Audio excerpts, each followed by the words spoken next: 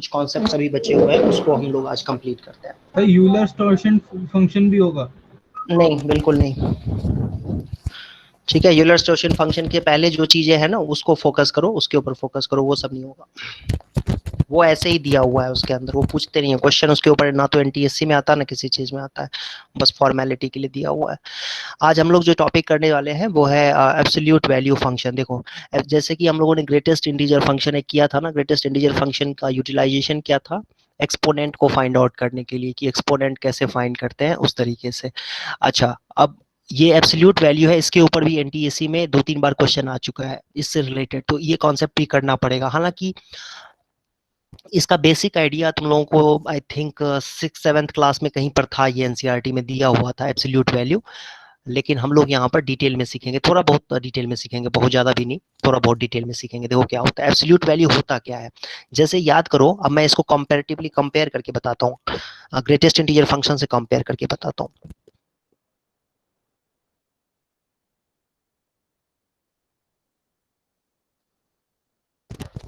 मान लो कि हम लोगों ने क्या सीखा था ग्रेटेस्ट इंटीजर फंक्शन में, कि कोई भी एक इंटीजर ले लिया हमने 3.2 हमने इंटीजर ले लिया। एक मिनट, कलर को चेंज करते हैं।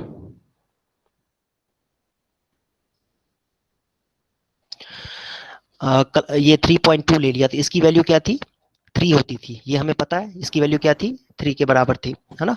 ये सबने सीखा था, इसका क्या मतलब क्या होता है ये। अच्छा, ऐसे ही -2.5 है अगर, तो इसकी वैल्यू क्या थी, -3 के बराबर। तो ये जो बॉक्स बना हुआ है बच्चों, ये जो बॉक्स बना हुआ है, इसका क्या सिग्निफिकेंस है, ठीक है। इसका सिग्निफिकेंस, ये ग्रेटेस्ट इंटीजर फंक्शन था, इसका मतलब क्या है कि ये जो आपको वैल्यू देता है वो एक इंटीजर वैल्यू होगी, और जो उससे ठीक छोटी इंटीजर वैल्यू हो। 3.2 से ठीक छोटी इंटीजर कौन सी है, 3। इनफैक्ट 4.9 का ग्रेटेस्ट इंटीजर फंक्शन क्या होगा, 4 होगा। क्यों, क्योंकि 4.9 से ठीक छोटी इंटीजर कौन सी है, 4 है। तो आई होप ये चीज समझ में आपको आ गया होगा। Yes sir. ऐसे ही अब देखो, ऐसे ही हम लोग करने वाले हैं अब, ऐसे ही अब हम करने वाले हैं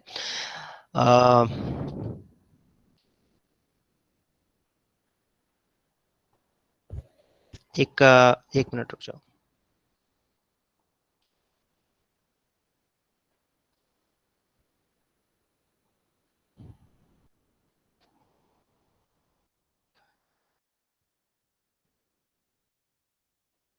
हाँ, ऐसे ही हम करने वाले हैं एब्सोल्यूट वैल्यू। देखो, जैसे ये एक ऑपरेटर था, इसमें अगर कोई वैल्यू आपने डाला 3.5 तो ये वैल्यू होती थी 3। ऐसे ही अब एक एब्सोल्यूट वैल्यू ऑपरेटर है जो कि आपको, क्या कह रहे हो, आवाज आई, क्लियर नहीं हो पाया, क्या बोला तुमने। किसी ने अभी कुछ बोला, कुछ क्वेश्चन पूछा किसी ने। सर नहीं, वो उसका माइक खुल गया था। हाँ देखो, जैसे मान लो -3 लिखा हुआ है, तो -3 अगर लिखा हुआ है तो एब्सोल्यूट वैल्यू का मतलब होता है नॉन नेगेटिव वैल्यू, मतलब 3, है ना। ऐसे ही अगर मान लो -2.5 लिखा हुआ है तो इसकी वैल्यू क्या होगी, 2.5। अब यहाँ पर इंपॉर्टेंट बात क्या है कि जो ये एब्सोल्यूट वैल्यू है ये आपको हमेशा नॉन नेगेटिव वैल्यू देता है। मतलब अगर इसके अंदर आपने कोई नेगेटिव वैल्यू अपने दिमाग में सोचो, जैसे -4 सोच लिया आपने, तो इसकी वैल्यू 4 होती है। मतलब ये जो ऑपरेटर है, ये जो मशीन है, एक तरह से इस मशीन में हमने कोई भी नेगेटिव नंबर भी डाल दिया ना तो पॉजिटिव करके उसको पॉजिटिव बना देगा, ठीक है। मतलब हम यहाँ पर जानना चाहते हैं खाली उसका मैग्नीट्यूड कितना है, वो हमें उसकी साइन से कोई मतलब नहीं है। और अगर मान लो 5 लिखा हुआ है तो 5 यहाँ पर ये वैल्यू कितनी हो जाएगी, 5 हो जाएगी। तो इसी को कहते हैं एब्सोल्यूट वैल्यू फंक्शन, ठीक है। और एब्सोल्यूट वैल्यू फंक्शन का क्या काम होता है कि आपको जो वैल्यू मिलेगी वो एक नॉन नेगेटिव वैल्यू मिलेगी, मतलब नेगेटिव नहीं होगी। जैसे 0 डाल दिया था, अब इसकी वैल्यू क्या होगी, 0 होगी, ठीक है। अगर मान लो 1.1 डाल दिया तो इसकी वैल्यू क्या होगी बच्चों, 1.1 ही होगी, क्योंकि 1.1 एक पॉजिटिव नंबर होता है, ये आपको सबको पता है कि नहीं। तो इस तरीके से आई होप ये क्लियर है, ये समझते हो, सभी बच्चे समझ पा रहे हो इस बात को। मतलब yes sir, yes sir, yes sir, yes sir, yes sir. Okay, ठीक है। अब देखो, अब मैं तुमसे एक क्वेश्चन पूछता हूँ कि मुझे ये बताओ, ये तो हमने नंबर्स देख करके, नंबर को देख करके हमने कह दिया कि क्या है, ठीक है। लेकिन एक सेकंड के लिए जरा देखो, अगर मान लो मैं इस तरीके से लिख दूं कि x के बारे में पूछता हूँ, अब बताओ कि ये x क्या है, पॉजिटिव है कि नेगेटिव है, क्या है ये? x कोई एक रियल नंबर है, ये सर, नहीं पॉजिटिव है कि पता भी हो नेगेटिव है? सकता है, सर पता नहीं सर, कुछ भी हो हाँ सकता है। हाँ, कैन बी, दोनों हो एक्स सकता कैन है। बी निगेटिव और पॉजिटिव और जीरो, कुछ भी हो सकता है, तीनों में से कुछ भी हो सकता है, निगेटिव भी हो सकता है, पॉजिटिव भी हो सकता है और जीरो भी हो सकता है। एक्स के ऊपर हम कोई कमेंट नहीं कर सकते हैं कि एक्स क्या है।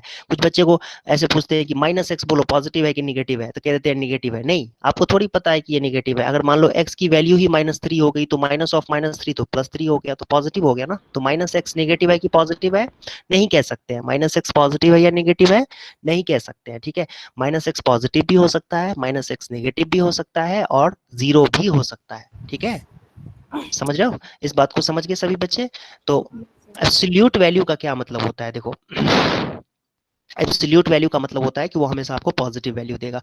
तो मान लो कि मैंने x का मॉड लगा दिया, है ना। x का मॉड अगर लगा दिया तो अब, क्योंकि अभी अभी मैंने आपसे क्या बोला कि आपको पता है नहीं कि ये x क्या है, पता है आपको x क्या है? नहीं पता है ना, पॉजिटिव है कि नेगेटिव है। वैसे ये एब्सोल्यूट वैल्यू जो ये बॉक्स, ये जो मशीन होता है, इसका क्या काम होता है बेटा? इसका काम होता है कि अगर आपने इसके अंदर 2 लिखा है तो ये वैल्यू आपको क्या मिलेगी? 2 मिलेगी। और मान लो -2 लिखा है तब भी वैल्यू क्या मिलेगी? 2 ही मिलेगी। तो ये बात समझना बहुत जरूरी है कि इसका काम होता है निगेटिव को पॉजिटिव कर देना और पॉजिटिव को पॉजिटिव ही रखना, निगेटिव को पॉजिटिव कर देना और पॉजिटिव को पॉजिटिव ही रखना, ठीक है। और जीरो को जीरो रखना, जीरो तो ना पॉजिटिव होता है ना निगेटिव होता है, इसीलिए जीरो का जीरो ही रहेगा।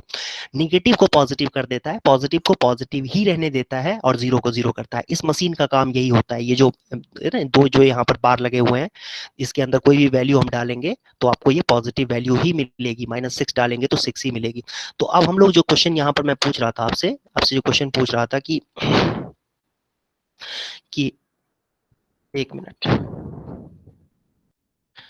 कि मॉड एक्स क्या होगा? मॉड एक्स कोई बता सकता है? मॉड एक्स की, मॉड एक्स क्या होगा? मॉड एक्स एक्स ही होगा या mod x sir x minus x होगा, होगा?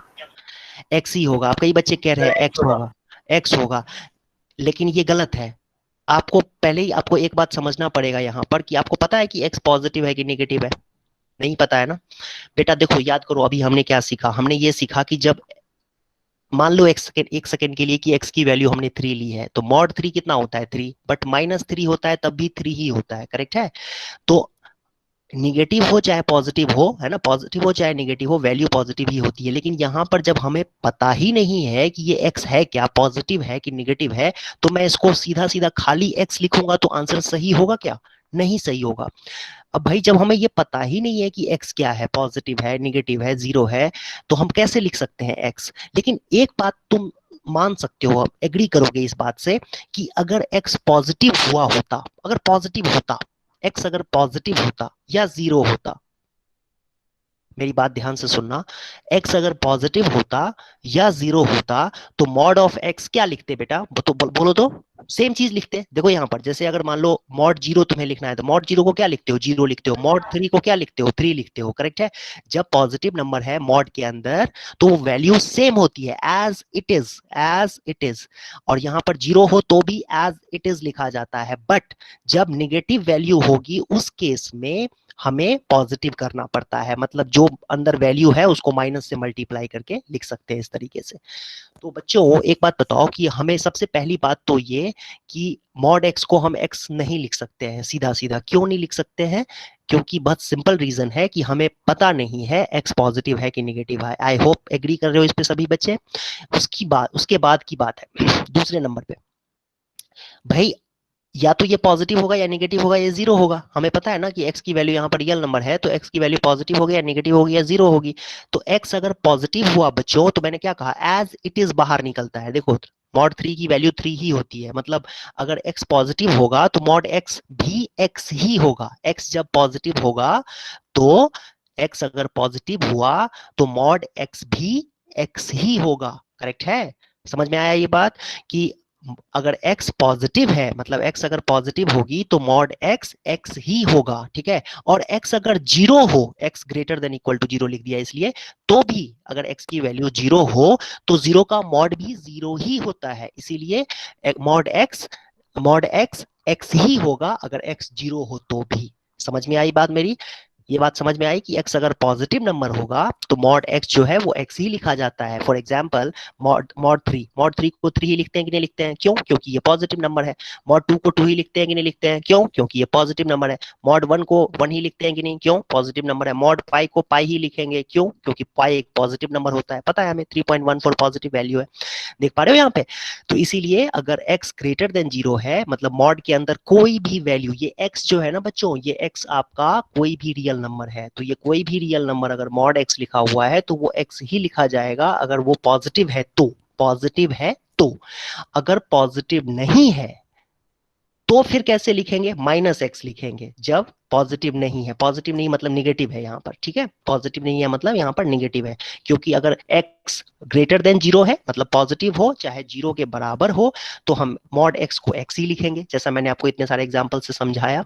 और अगर बेटा मॉड x में x अगर निगेटिव होता है तो माइनस x लिखा जाता है, ठीक है? अब इसको देख करके, ये जो लिखा हुआ है इसको देख करके कोई मुझे बताएगा कि ये वैल्यू क्या है माइनस x? यहाँ पर माइनस एक्स की वैल्यू क्या होगी बच्चों? पॉजिटिव होगी यहाँ पर। क्यों पॉजिटिव होगी? पॉजिटिव होगी। कुछ बच्चों को सर, समझ में आ गया होगा। तो खुद ही एक माइनस बता लिए तो माइनस माइनस हाँ, प्लस वो माइनस पे हो कई गया, सारे बच्चों को माइनस माइनस प्लस हो गया। कई सारे कई सारे बच्चों को समझ में आ गया है, क्योंकि x क्योंकि निगेटिव है तो x निगेटिव होगा तो माइनस एक्स डेफिनेटली पॉजिटिव ही होगा, ठीक है? तो ये माइनस एक्स यहाँ भी पॉजिटिव है और ये x यहाँ भी पॉजिटिव है। क्यों भाई? पॉजिटिव या नॉन निगेटिव बोलना सही होगा कि x। सबसे इंपॉर्टेंट बात यहाँ पर आपको ये समझना है कि हमें x के बारे में कुछ पता नहीं है। ये x कहाँ से आया हुआ है? एलियन है एक तरह से, हमें नहीं पता कि x क्या है, ठीक है? लेकिन अगर x हम केस बना के ये समझ सकते हैं कि x अगर पॉजिटिव हुआ, x अगर पॉजिटिव हुआ तो मॉड x ही होता है। Mod x is equal to x। और अगर x निगेटिव है तो mod x is equal to minus x, है ना? एग्जांपल के लिए जैसे मॉड ऑफ -3, मॉड ऑफ -3 को हम क्या लिख सकते हैं? माइनस ऑफ -3 मतलब 3, ठीक है? मॉड ऑफ -4 को कैसे लिखते हैं? माइनस ऑफ -4 मतलब 4। तो इस तरीके से समझना जरूरी है। हालांकि यहां पर तो आप डायरेक्ट लिखना जानते हो कि मॉड -3 इज इक्वल टू 3, ठीक है? लेकिन ये -3 से 3 कैसे बन गया? एक्चुअली में माइनस से मल्टीप्लाई करके इस वैल्यू को हमने क्या किया है? -3 को माइनस से मल्टीप्लाई करके पॉजिटिव बना दिया है, तो इसीलिए ऐसा हुआ है, ठीक है? Excuse me sir. बोलो। सर हमने यहाँ पे माइनस से अगर मल्टीप्लाई किया है तो हम पॉजिटिव में मल्टीप्लाई करेंगे अगर वैल्यू, तो उसका मॉड जो होगा वो तो नेगेटिव आना चाहिए। सोचो सोचो सोचो सोचो, क्यों होगा निगेटिव? मैंने अभी यही तो चीज बताया कि x अगर निगेटिव है तो माइनस ऑफ माइनस एक्स जो है माइनस ऑफ एक्स पॉजिटिव हो जाएगी नहीं ये वैल्यू? सर ये जो मॉड में वैल्यू होती है वो इरेशनल भी दे सकते हैं हम? कुछ भी रियल नंबर, कोई भी रियल नंबर। Okay sir. कोई भी अगर रियल, इरेशनल अगर हम देंगे तो हम उसको इरेशनल देंगे तो वो भी सेम लॉ फॉलो करेगा? √2 इज इक्वल टू √2 होता है, ठीक है? -√2 इज इक्वल टू √2 होता है। नेगेटिव को पॉजिटिव करता है, बस इसका काम यही होता है कि नेगेटिव को पॉजिटिव कर देता है, बाकी नहीं छेड़ता है वो, ठीक है? ये ग्रेटेस्ट इंटीजर नहीं है कि √2 इज इक्वल टू 1 हो जाएगा, ऐसा नहीं है ये, है ना? ये वाला केस नहीं था। एब्सोल्यूट वैल्यू में खाली माइनस वाला जो है वो पॉजिटिव हो जाता है और प्लस वाला प्लस ही रहता है वैल्यू, और 0 0 ही रहता है। ये समझना यहाँ पर जरूरी था, ठीक है जी? तो आई होप ये क्लियर हो गया होगा कि क्यों x के साथ क्यों ऐसा भेदभाव। बाकी सब नंबर में तो बहुत ही आसानी से हम देख पा रहे थे। जैसे मैं फिर से एक एग्जांपल दिखाता हूं आपको। कोई नंबर की बात करें अगर हम, तो नंबर देखना बच्चों, नंबर्स के साथ देखना। अगर -7 लिखा हुआ है तो किसी को कोई ऑब्जेक्शन नहीं होगा लिखने में। माइनस अगर 5 लिखा हुआ है तो 5/2 लिखा हुआ है तो किसी को ऑब्जेक्शन नहीं होगा 5/2 लिखने में। अगर कहीं पर 0.01 लिखा हुआ है तो इसको किसी को ऑब्जेक्शन नहीं होगा कि इसका एब्सोल्यूट वैल्यू 0.01 ही होगा, क्योंकि ये 0.01 एक पॉजिटिव वैल्यू है। 0.01 एक पॉजिटिव वैल्यू है। लेकिन जैसे ही x आ जाता है तो सारा कुछ जो है बदल जाता है। क्यों बदल जाता है भाई? क्यों इतना तामझाम लगाते हैं मॉड x के लिए? मॉड x के लिए तामझाम इसलिए लगाते हैं बेटा क्योंकि हमें पता नहीं है ना कि ये x है क्या, x पॉजिटिव है कि निगेटिव है, हमें पता नहीं है। और जब पता नहीं है तो हम कंडीशन लगा सकते हैं इसके ऊपर। हम अपनी शर्तें रखेंगे कि भाई तुम नहीं हो, तुम पॉजिटिव नहीं हो तो क्या हो सकते हो? तुम रियल नंबर में क्या हो सकते हो? तुम या तो तुम पॉजिटिव होगे, या 0 होगे, या नेगेटिव नंबर होगे। एक्स से हम पूछेंगे, ठीक है? तो अगर तुम पॉजिटिव नंबर हुए तो यहाँ देखो ये यहाँ पर अगर तुम पॉजिटिव नंबर हुए तो मॉड x मॉड एक्स की वैल्यू एक्स ही होगी, मतलब मॉड एक्स को हम कहेंगे तो बेटा तुम एक्स ही हो, ठीक है। और अगर एक्स नेगेटिव हुआ तो हम कहेंगे मॉड एक्स तुम माइनस एक्स हो, ठीक है। ये समझ में आया? इनफैक्ट ये मैं नहीं कहूंगा, ये मॉड कहेगा कि भाई मॉड एक्स को Yes, sir. एक्स ही कहेंगे जब x greater equal than zero होगा, और मॉड एक्स को ये मॉड वाला फंक्शन कहेगा कि बेटा तुम मेरे से ना ऐसे नहीं निकलोगे, तुम माइनस एक्स बन के निकलोगे क्योंकि तुम एक्स नेगेटिव हो, ठीक है। इस तरीके से समझना जरूरी है कि एक्स के बारे में इतना क्यों हम बोलते हैं, क्योंकि एक्स हमें पता नहीं है कि एक्स वेरिएबल है ना, तो हमें मालूम नहीं है कि पॉजिटिव है नेगेटिव है क्या है। तो अभी हम क्वेश्चंस करेंगे तो मेरे ख्याल से क्लैरिटी आएगी। और मैं फिर से एक बार बता देता हूँ, मेरा जो रूल है मैं पहले ही बता देता हूँ कि ये मेरे समझाने से आपको 100% नहीं आना है समझ में। जब तक आप इसके ऊपर 50-100 क्वेश्चन नहीं करोगे तब तक आपको क्लैरिटी नहीं आएगी फॉर श्योर, ठीक है। तो सबसे जरूरी बात है कि आप खूब सारे क्वेश्चंस प्रैक्टिस करो, तभी जाके आपको समझ में आएगा। अब एक दो एग्जांपल्स करेंगे तो थोड़ा इससे ज्यादा क्लियर होगा। जितना मैंने भाषण दिया है ना उससे ज्यादा यूजफुल है क्वेश्चंस को करना। तो एक दो एग्जांपल्स मैं दे रहा हूं, वो सॉल्व करो आप लोग।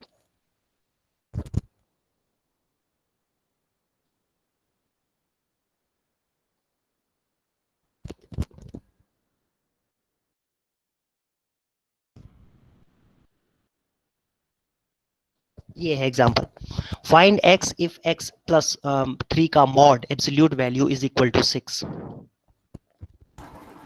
3. Sir, 3 Sir, होगा. 3. 3.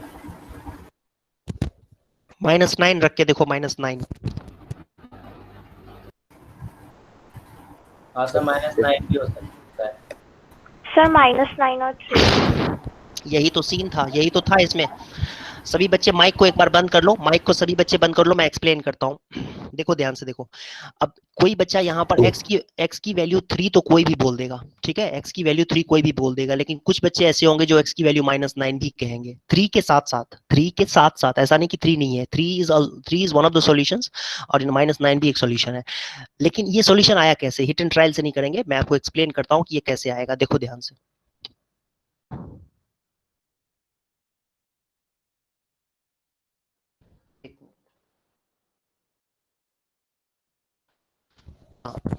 सबसे पहली बात ध्यान से सुनना बेटा, एक बार में ही समझ में आ जाएगा। अगर समझ में आना होगा तो एक बार में ही समझ में आ जाएगा। हमने क्या सीखा अभी कि मॉड 3 भी 3 होता है और मॉड -3 भी 3 होता है। ये बात तो समझते हो ना? इसका मतलब ये हुआ कि अगर इसके अंदर माइक मत ऑन करो, मैंने कहा ना अभी माइक मत ऑन करो, ध्यान से सुनो। बस एक बार में ही समझ में आएगा, और नहीं तो फिर पूरे दिन समझ में नहीं आएगा, पूरे दिन भर में नहीं आएगा समझ में। मॉड ऑफ 3 3 होता है, मॉड ऑफ -3 3 होता है, सबको पता है ये, है ना। अगर मैं यहां पर कुछ लिख देता हूं से, ठीक है, यहां पर लिख देता हूं a, और ये 3 के बराबर दे दिया, तो अब तुम्हारा ये आंसर क्या हो सकता है?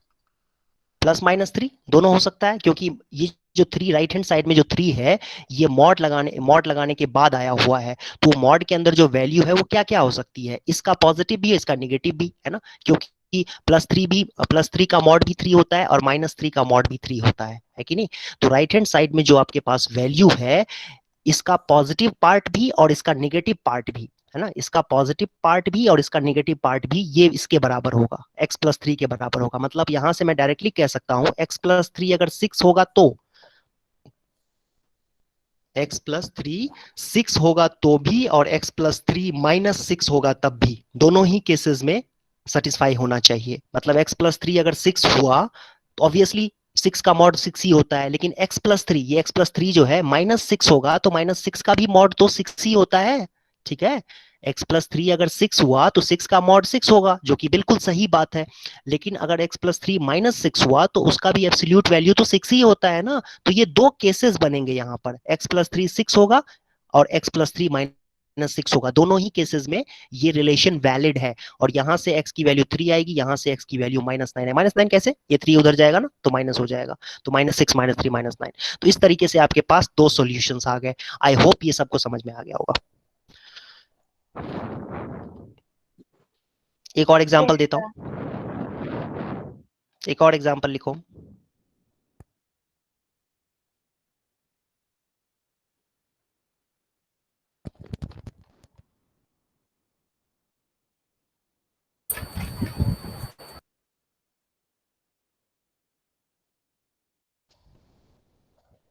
देखो ये थोड़ा सा ट्रिकी क्वेश्चन है, थोड़ा सा ट्रिकी क्वेश्चन है।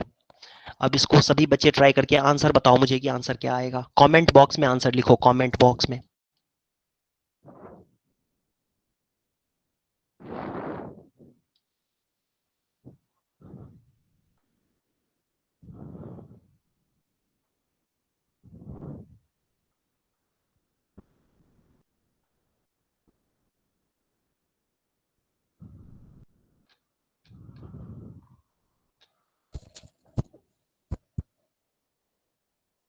टू। तन्मय आंसर रख के देखना, तन्मय और उदय आंसर रख के देखो तो उत्कर्ष, ऋषभ, सूर्या, ऋषिराज, यश, वैभव, ईशिका, अपने अपने आंसर्स रख के देखो तो, चेक करो तो। अश्मित अपने अपने आंसर रख के देखो, और क्या लेफ्ट हैंड साइड और राइट हैंड साइड बराबर आ रहा है। ऐश्वर्या, ये सभी अपने अपने आंसर्स रख के देखो। आर्यन, -3 कैसे आएगा आर्यन, चेक करके देखो आंसर। अक्षिता, पीयूष, सर सभी बच्चे आंसर तो बता रहे हैं। हाँ बोलो। सर बट इसका तो वो आना ही 2 तो आना ही नहीं चाहिए, क्योंकि x-2 तो मॉड्यूल में है, तो वो पॉजिटिव ही आएगा, और +3 है तो वो तो हमेशा ही पॉजिटिव आना चाहिए ऐसे तो। और यहाँ पे 3 से कम नंबर हो नहीं सकता, तो सर आधा आ रहा है, कह रहा है आधा आ रहा है। हाँ ठीक है, कि तुम्हारे हिसाब से क्या आंसर होना चाहिए फिर बोलो। सर पता नहीं इसका तो। पता सर नहीं मुझे चल तो रहा। मेरे हिसाब से तो होना ही नहीं चाहिए इसका आंसर। बिल्कुल इसका सर आंसर कोई है ही नहीं। सॉल्यूशन नहीं होना चाहिए। इसका आंसर नहीं है भाई, सीधी सी बात है, इसका आंसर नहीं है। इसका आंसर क्या है पता है? इसका आंसर है देर इज नो आंसर। ठीक है, इसका आंसर है देर इज नो आंसर। सुनो ध्यान से क्या होता है। अब ये तुम लोगों ना भी बहुत छोटे हो, तो अभी तुम लोगों को लगेगा अच्छा ऐसे कैसे कैसे नो आंसर नो आंसर, तो क्वेश्चन ही क्यों दिया, क्वेश्चन गलत दे दिया। अरे ऐसा कुछ नहीं होता है, कई बार क्वेश्चन पूछा ही ऐसे जाता है, ठीक है, जिसका सोल्यूशन ही नहीं होता है। उसमें पूछा जाएगा find the number of solutions, ठीक है, find the number of solutions. तो नंबर ऑफ सॉल्यूशन इसमें 0 हो जाएगा। तो कई बच्चों के लिए सरप्राइजिंग होगा, क्योंकि इस तरह के क्वेश्चन वो पहली बार देख रहे होंगे, तो उनके लिए सरप्राइजिंग होगा। बट ध्यान से सुनो, मैंने क्या समझाया तुम्हें।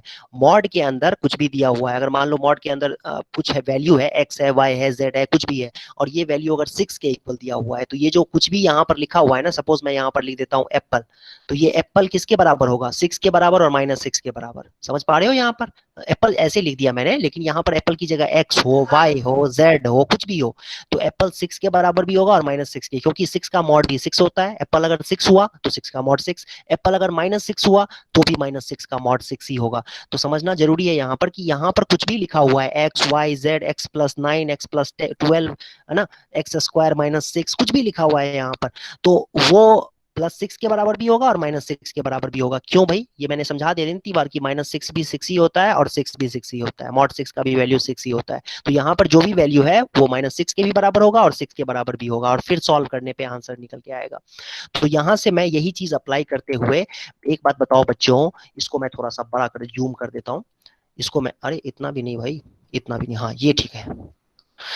मैं कह रहा हूं कि ये जो वैल्यू है, ध्यान से देखना, जिसको मैं सर्कल कर रहा हूं, ये जो वैल्यू है, क्या परफेक्ट एग बना है, ठीक है, ये जो एग है, एग जैसा फिगर बना हुआ है ना, इसमें एग में जो ये नंबर है, ये वैल्यू अगर 2 होगी तो भी और -2 होगी तो भी, दोनों ही केसेस में सही है कि नहीं है? क्योंकि 2 अगर ये वैल्यू हुई तो भी मॉड 2 2 ही होता है, और ये वैल्यू अगर -2 के बराबर हुआ तो भी क्या होगा बच्चों? 2 ही आएगा आंसर। तो राइट हैंड साइड में 2 है ना हमारे पास, तो हम कह सकते हैं यहां से कि मॉड x-2 का मॉड क्या क्या है यहाँ पर एप्पल हो, है ना, कुछ भी यहाँ पर एक्स वाई जेड कुछ भी लिखा हुआ है, तो वो कुछ भी यही है आपका जो मैं लिखने जा रहा हूं, ये है वो नंबर, ये आपका 2 के बराबर होगा, और यही आपका, अरे ये कुछ गलत हो गया, एक मिनट रुक जाओ, गलत नहीं हुआ है, मतलब ऐसा सिंबल कंफ्यूजन क्रिएट कर सकता है ना। Mod x-2 + 3 is equal to -2, मतलब मैंने क्या कहा कि ये वैल्यू या तो 2 के बराबर होगी या वैल्यू -2 के बराबर होगी। चलो पहली बात तो इसको हम 2 के बराबर रख के फिर सॉल्व करके देखते हैं क्या होगा। सॉल्व करेंगे तो 3 उधर जाएगा तो क्या आ जाएगा? -1, और ये मॉड x-2 है, ये जब उधर जाएगा तो क्या आ जाएगा? -5। अब यहाँ पर देखने के बाद सभी बच्चों को रियलाइज होना चाहिए कि ये तो मैथमेटिक्स के प्रिंसिपल के अगेंस्ट है। भाई एब्सोल्यूट वैल्यू क्या होता है? एब्सोल्यूट वैल्यू तो नॉन नेगेटिव वैल्यू होती है ना बच्चों। एब्सोल्यूट वैल्यू क्या होती है यहाँ पर? एब्सोल्यूट वैल्यू क्या होनी चाहिए?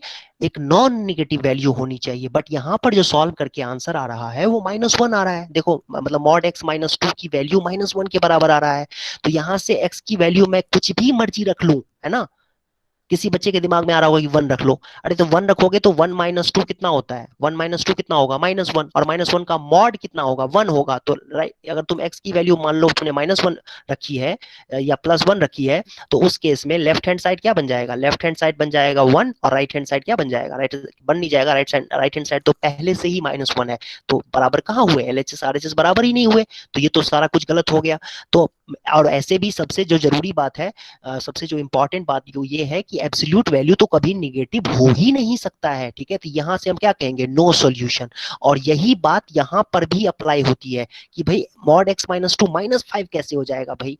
तो ये क्वेश्चन जो दिया गया था ये इस तरीके से सेट करके दिया गया था जिसमें कोई सॉल्यूशन ही नहीं आएगा। और आपसे कैसे ये एनटीएससी में या किसी और एग्जाम में पूछा जाएगा? अच्छा, पहले जमाने में आईआईटी में इसमें क्वेश्चन आते थे इससे रिलेटेड, इस तरह के, मतलब थोड़ा सा इससे डिफिकल्ट, ठीक है। आईआईटी में आते थे जहां पर पूछा जाता था कि find the number of solutions, ठीक है।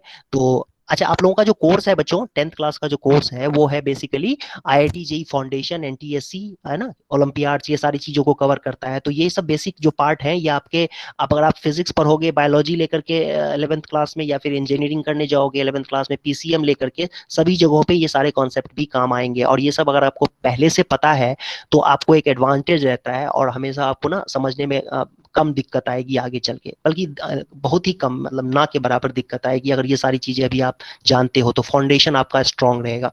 तो इसीलिए ये सारी चीजें हम लोग कर रहे हैं यहाँ पर। अगर जिन बच्चों को साइंस पढ़ना है आगे चल के, तो उनके लिए एडवांटेज है, भले ही वो बायोलॉजी ले लें या फिर मैथमेटिक्स में जाए, इंजीनियरिंग में जाए, चाहे मेडिसिन में जाए, दोनों ही जगहों पर ये सारी चीजें काम आती है। फिजिक्स में ये यूज होता है, कई जगहों पर यूज हो सकता है आगे चल के। एब्सोल्यूट वैल्यू, ठीक है जी। तो यहां से दोनों केसेस में हमने क्या देखा कि कोई सॉल्यूशन नहीं है। मैं इसका एक छोटा सा, मतलब ये क्वेश्चन थोड़ा सा मुझे लगता है कि कुछ बच्चों को हजम नहीं हुआ होगा, तो मैं उनके लिए ना एक थोड़ा सा सिंपल करके क्वेश्चन लिखता हूं। अगर मान लो बच्चों मैंने ये क्वेश्चन दिया कि find the number of solution, है ना, mod x is equal to -2, तो क्या कहोगे? No solution. सिंपल है, नो सॉल्यूशन। भाई क्यों? क्योंकि मॉड की जो वैल्यू होती है लेफ्ट हैंड साइड में, जो वैल्यू है मॉड x, वो मॉड x 2 के बराबर, -2 के बराबर दी हुई है। और -2 के बराबर दी हुई है तो हम कह सकते हैं सर्टेनली ये कोई सॉल्यूशन नहीं आएगा, क्योंकि x मैं यहाँ 2 रखूं तो भी मॉड 2 ही होगा, तो लेफ्ट हैंड साइड हो गया 2, राइट हैंड साइड -2। अगर मैं x की जगह -2 रखूं तो -2 का मॉड जो होता है वो 2 ही होता है, तो लेफ्ट हैंड साइड अगेन 2 और राइट हैंड साइड -2, तो नो सॉल्यूशन, कोई सॉल्यूशन नहीं होगा यहाँ पर, ठीक है। तो नंबर ऑफ सॉल्यूशन जो है वो 0 होगा, नो सॉल्यूशन। या यूं कहेंगे कि नंबर ऑफ सॉल्यूशन जो है, नंबर ऑफ सॉल्यूशंस वो क्या है? 0, ठीक है।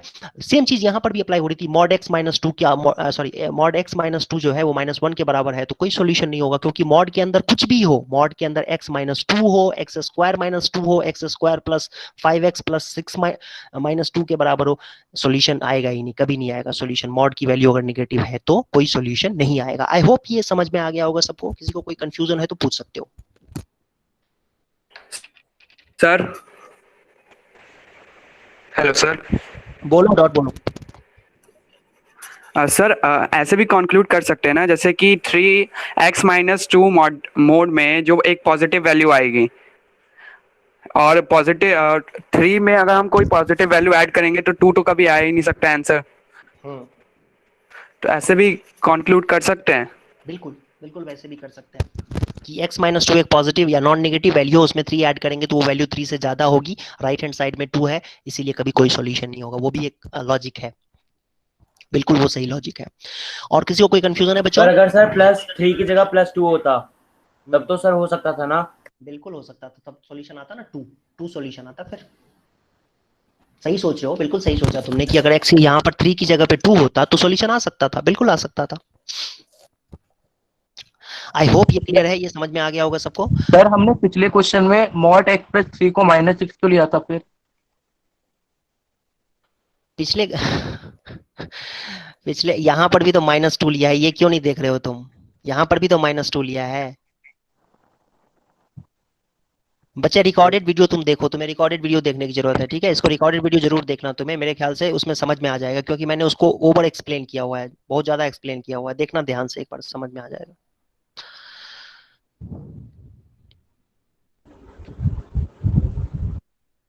सर बोलो बोलो सर बोलो बोलो। अगर हम देखें mod 1 is equals to 1, mod 2 is equals to 2, तो सर मॉड 0 जीरो ही होता है 0 में मॉड सर फिर हम ऐसे बोल सकते हैं कि 0 एक पॉजिटिव इंटीजर है। नहीं, क्यों बोल सकते हैं? सर मैं दिखा के कि mod 1 is equals to 1, mod 2 is equal to 2, अरे बेटा मॉड 0 सुनो, मेरी बात सुनो, मेरी बात सुनो। ये जो वैल्यू होती है ना, इसके अंदर कोई भी वैल्यू रखते हैं ना, इसके अंदर मान लो x है, तो ये जो वैल्यू है ना, ये इस वैल्यू को पॉजिटिव नहीं कहते हैं, इसको कहते हैं नॉन नेगेटिव वैल्यू। ठीक है, नॉन नेगेटिव वैल्यू कहा जाता है इसको, इसको पॉजिटिव वैल्यू नहीं कहते हैं। ठीक है, अगर जीरो होगा तो वो जीरो हुआ, जो कि क्या है, नॉन नेगेटिव है, मतलब ये नेगेटिव नहीं होना चाहिए। नॉन का मतलब होता है नॉट, एंड नेगेटिव का मतलब पता ही है तुम्हें, नेगेटिव का मतलब होता है नेगेटिव वैल्यू। तो नॉन नेगेटिव का मतलब हुआ नेगेटिव नहीं होना चाहिए। दैट मीन्स 2 है तो 2 हो जाएगा, -2 है तो 2 होगा। ये सारे देखो, ये जो है ना 0 2 2 सब के सब क्या है, ये नॉन नेगेटिव वैल्यूज है, नेगेटिव नहीं है। नॉन नॉट नेगेटिव है, नॉन का मतलब नॉट नेगेटिव, नॉट नेगेटिव होना चाहिए ये। ठीक है, तो इससे ये कैसे कह देंगे कि पॉजिटिव वैल्यू, पॉजिटिव थोड़ी है, नॉन नेगेटिव वैल्यू है, मतलब ये पॉजिटिव और या फिर जीरो हो सकता है, नेगेटिव नहीं हो सकता है, बस इतनी सी बात है। अब सुनो, एक बात ध्यान से सुनो, एक मिनट ध्यान से सुनो। प्रॉपर्टीज में क्या कह सकते हैं हम इसको कि जैसे मॉड एक्स का स्क्वायर लिखा हुआ है कहीं पर, या एक्स स्क्वायर का मॉड लगा हुआ है, ये दोनों बराबर होते हैं। ठीक है, आप चाहो तो मॉड एक्स का स्क्वायर लिखो, चाहे एक्स स्क्वायर का मॉड लिखो, दोनों का मतलब सेम है। ठीक है, दोनों का मतलब सेम होता है, दोनों का मतलब सेम होता है। तो उसके बेसिस पे इस क्वेश्चन को सॉल्व करने की कोशिश करो, तो एक्स की वैल्यू निकालो तो यहां से। सर 3 और -3। ना, कमेंट बॉक्स में आंसर लिख सकते हो, 3 और -3 आंसर नहीं है। नहीं होगा तो मैं एक्सप्लेन करूंगा, लेकिन अपनी तरफ से ट्राई करो। 3 और -3 आंसर नहीं है, मतलब सर मॉड एक्स तो पता ही नहीं है, तो फिर उसमें तो हम कुछ कर ही नहीं सकते। मॉड एक्स पता नहीं है, उसमें कुछ कर नहीं सकते हैं। कैसे नहीं कर सकते, किया तो था पिछले क्वेश्चन में किया था। जैसे मान लो यहाँ भी तो हमें मॉड एक्स नहीं पता है, x-2, लेकिन अगर ये 3 के इक्वल दिया हुआ है तो हम कहते हैं ना कि x-2 जो है वो +-3 के बराबर होगा, मतलब एक बार +3 लेंगे और एक बार -3 लेंगे, कहते हैं कि नहीं कहते हैं? फिर सर x की वैल्यू 5 हो जाती है, x की वैल्यू -1 हो जाती है ना? क्या कह रहे हो, x की वैल्यू कमेंट बॉक्स में लिखो। -3 और +2। -3 और +2, ओके ठीक है, देखते हैं देखते हैं क्या आंसर आता ओके सर। है ना? सभी बच्चों ने ट्राई किया आंसर, कई सारे बच्चे, देखता हूँ किसी बच्चे ने आंसर सही दिया है कि नहीं दिया है, ये मुझे चेक करना है। आंसर्स देख करके देखो, मतलब ये नहीं कह रहा हूं मैं कि जैसे कई बच्चे कह रहे हैं 3 होगा और -3 होगा। ठीक है, तो 3 और -3 पे तो साफ साफ यहाँ पर दिख रहा है कि 3, अगर तुम 3 रख के देखो, है ना, तो सेटिस्फाई हो रहा है। यस सर, हो रहा है। मैं इतनी देर से गलत बोल रहा हूँ फिर? यस सर, हो रहा सर है। हो रहा है सेटिस्फाई। यस सर हो सर रहा है सर, satisfied हो रहा है। -3 भी हो रहा है और 3 भी हो रहा है। -3 भी हो रहा है, 3 भी। ये सर दोनों से हो रहा है। 3 और -3 दोनों हो रहा है, और कोई सॉल्यूशन नहीं आएगा इसमें? No sir. सही कह रहे हो, ये जिसने बोला है स्टार्टिंग में बोला है 3 और -3, उसका आंसर सही है। 3 और सर मेरा सही -3, 3 और -3 सही है।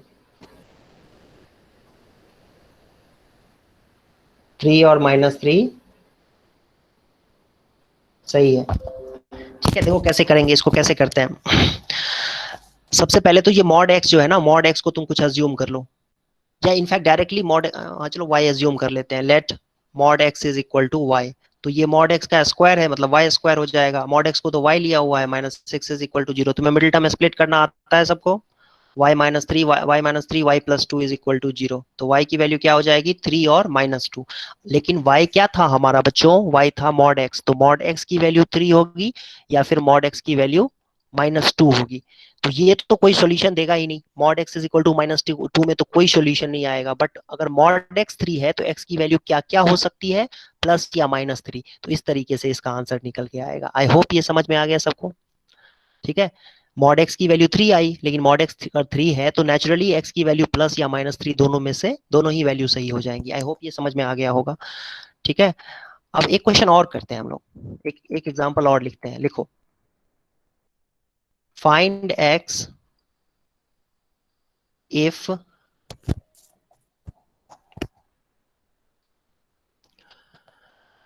mod x square minus 5 mod x minus 4 plus 4 equal to 0।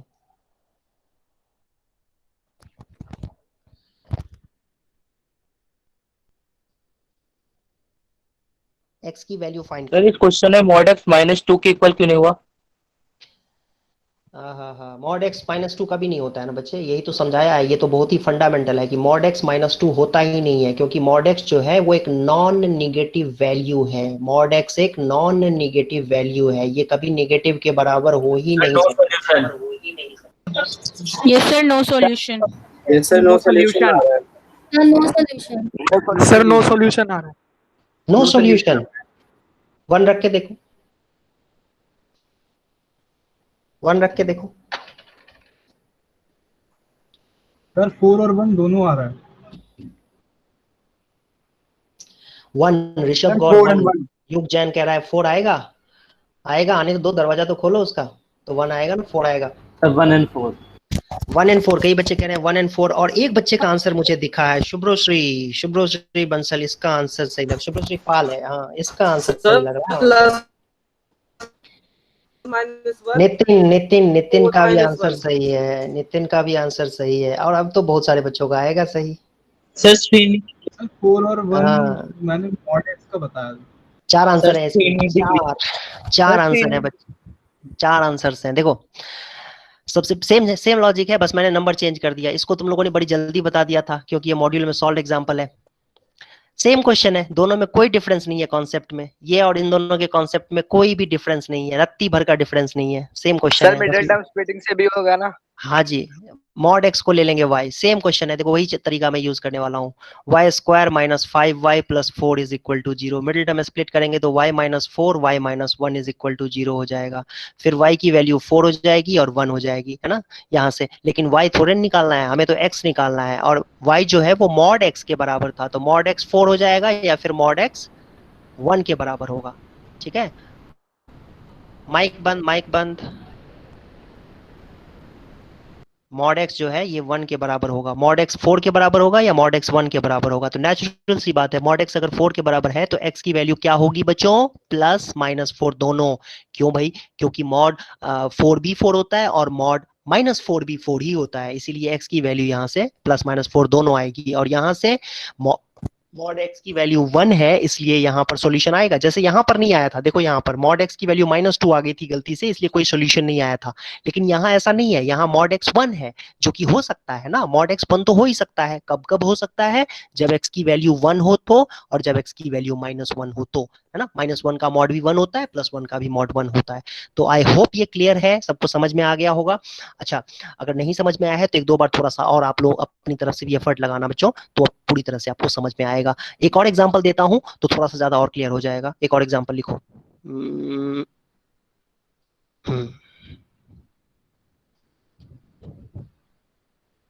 Wait एक सेकेंड, थोड़ा सा मैं इसको अरेंज कर लूं।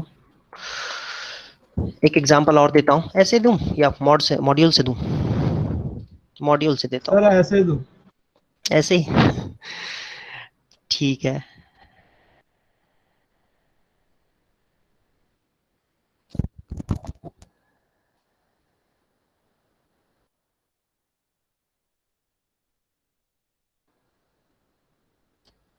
ये रहा क्वेश्चन।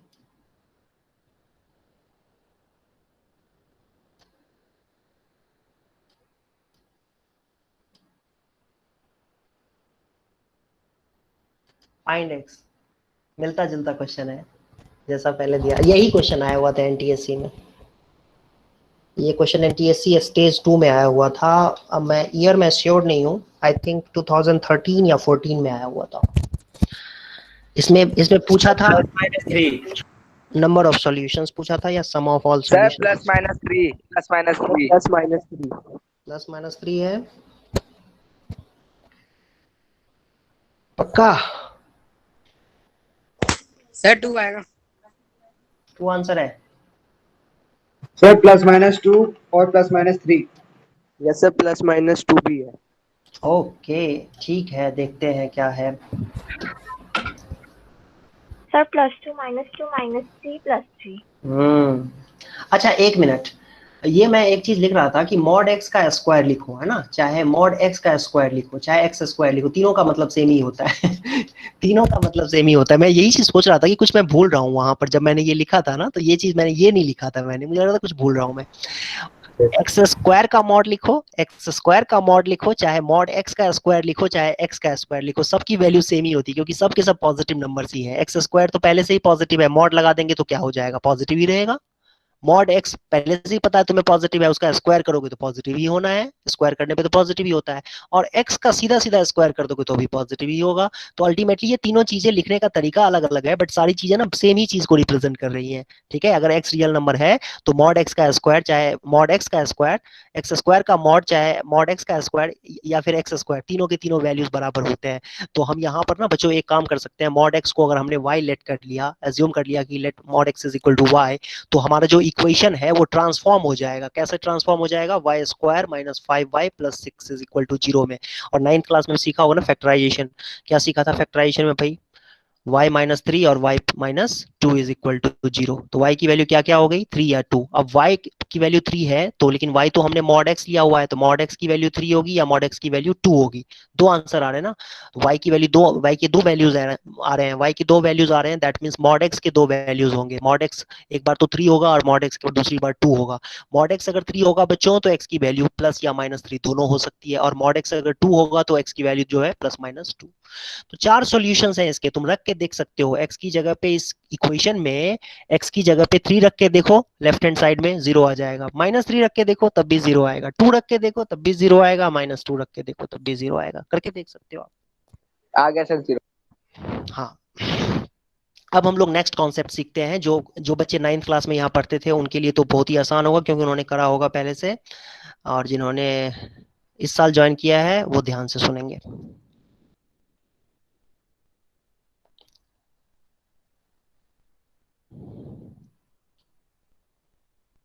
सर हाँ बोलो। सर क्यूबिक में भी हो सकता है क्या? क्यूबिक में भी हो सकता है, बिल्कुल हो सकता है, 4 डिग्री में भी कर सकते हैं। सर लेकिन क्यूबिक में ये वाली बात ट्रू नहीं होगी, एक्स स्क्वायर वाली। हाँ, एक्स स्क्वायर वाली बात नहीं होगी, एक्स स्क्वायर वाली नहीं होगी बात। सर एक एग्जांपल क्यूबिक का भी दे दो। क्वाड्रेटिक का पहले समझ में आया अच्छे तरीके से, क्यूबिक का दे दो। हाँ सर ये वाला तो याद है सर, आपने ये करवाया था। हाँ जी ठीक है बाकी बचे वो क्वेश्चंस प्रैक्टिस जो डीपीपी दूंगा उसमें करना, ठीक है। हाँ, और क्यूबिक नहीं आता है, क्यूबिक तुम्हारे काम का नहीं है। क्यूबिक वैसे, क्यूबिक नॉर्मल इक्वेशन तुम सॉल्व नहीं कर पाओगे, क्यूबिक तो ये मॉड वाला कहाँ से कर पाओगे, ठीक है। देने के लिए देने से क्या हो जाता है, वो करना आना भी तो चाहिए, करना भी तो आना चाहिए। क्यूबिक अभी पहले सीख लेना, उसके बाद वो मॉड वाला क्वेश्चन। वैसे क्यूबिक तुमसे कहीं नहीं पूछेगा, जब वो 11वीं 12वीं में नहीं पूछते हैं तो 9th 10th में क्या ही पूछेगा। देखो, square root of irrational number of the form, इस तरह का नंबर लिखा होता है, इसका स्क्वायर रूट फाइंड करना होता है। जैसे देखो ये जो लिखा हुआ है इतनी सारी बातें मैं कैसे कैसे सॉल्व करता, जैसे मैं देखो तुमसे कहता हूँ कि 3 + 2√2 का स्क्वायर रूट फाइंड करो, है ना। ये क्वेश्चन इस तरीके का होगा, 3 + 2√2 इसका स्क्वायर रूट फाइंड करना होगा, तुम्हें ये कहा जाएगा।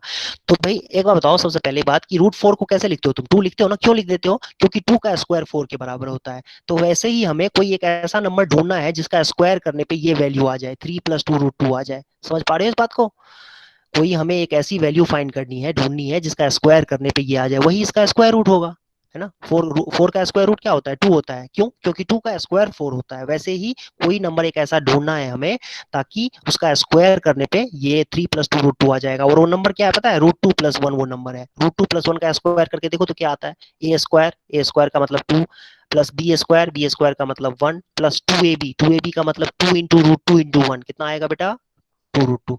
अब 2 + 1 कितना होता है 3 + 2 √2। तो तुमने देखा यहाँ पर कि √2 + 1 का अगर हम होल स्क्वायर करेंगे, √2 + 1 का होल स्क्वायर करेंगे तो वो 3 + 2 √2 आता है। तो नेचुरल सी बात है, अब तुमसे कोई पूछे कि 3 + 2 √2 का स्क्वायर रूट बताओ तो क्या कहोगे तुम? √2 + 1 कहोगे, हो गया, काम खत्म है। समझ पा रहे हैं यहाँ पर?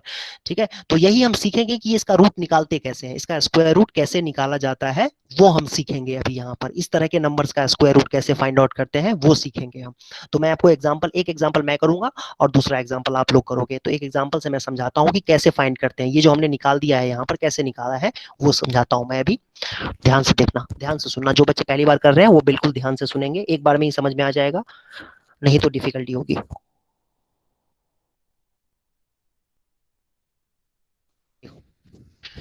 एक एग्जांपल मैं करता हूं, दूसरा एग्जांपल आप लोग करोगे। फाइंड स्क्वायर रूट ऑफ, या स्क्वायर रूट नहीं लिखता हूं मैं, लिखता हूं फाइंड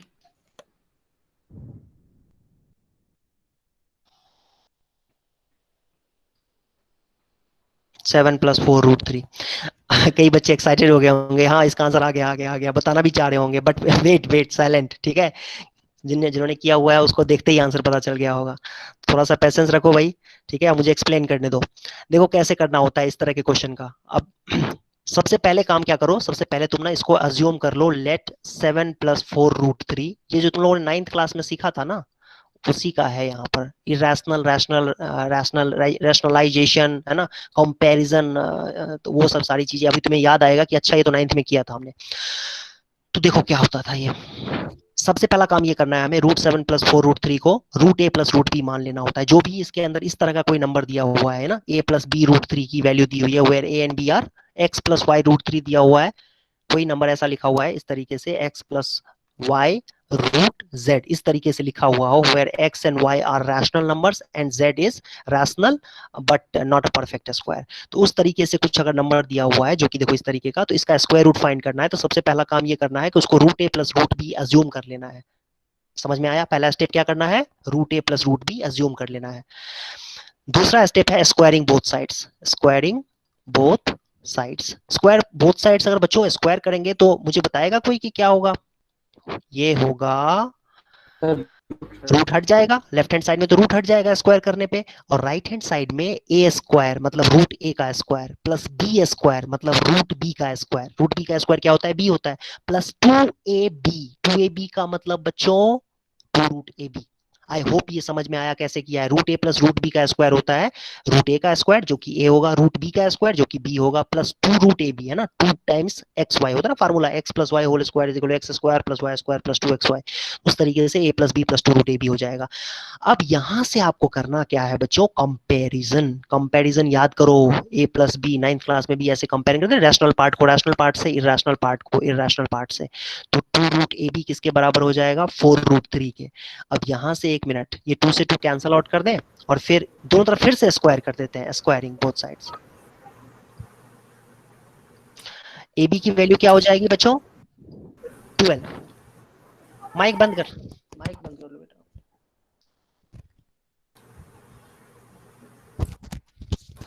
माइक बंद कर लो, माइक बंद करो, किसी का माइक ऑन है।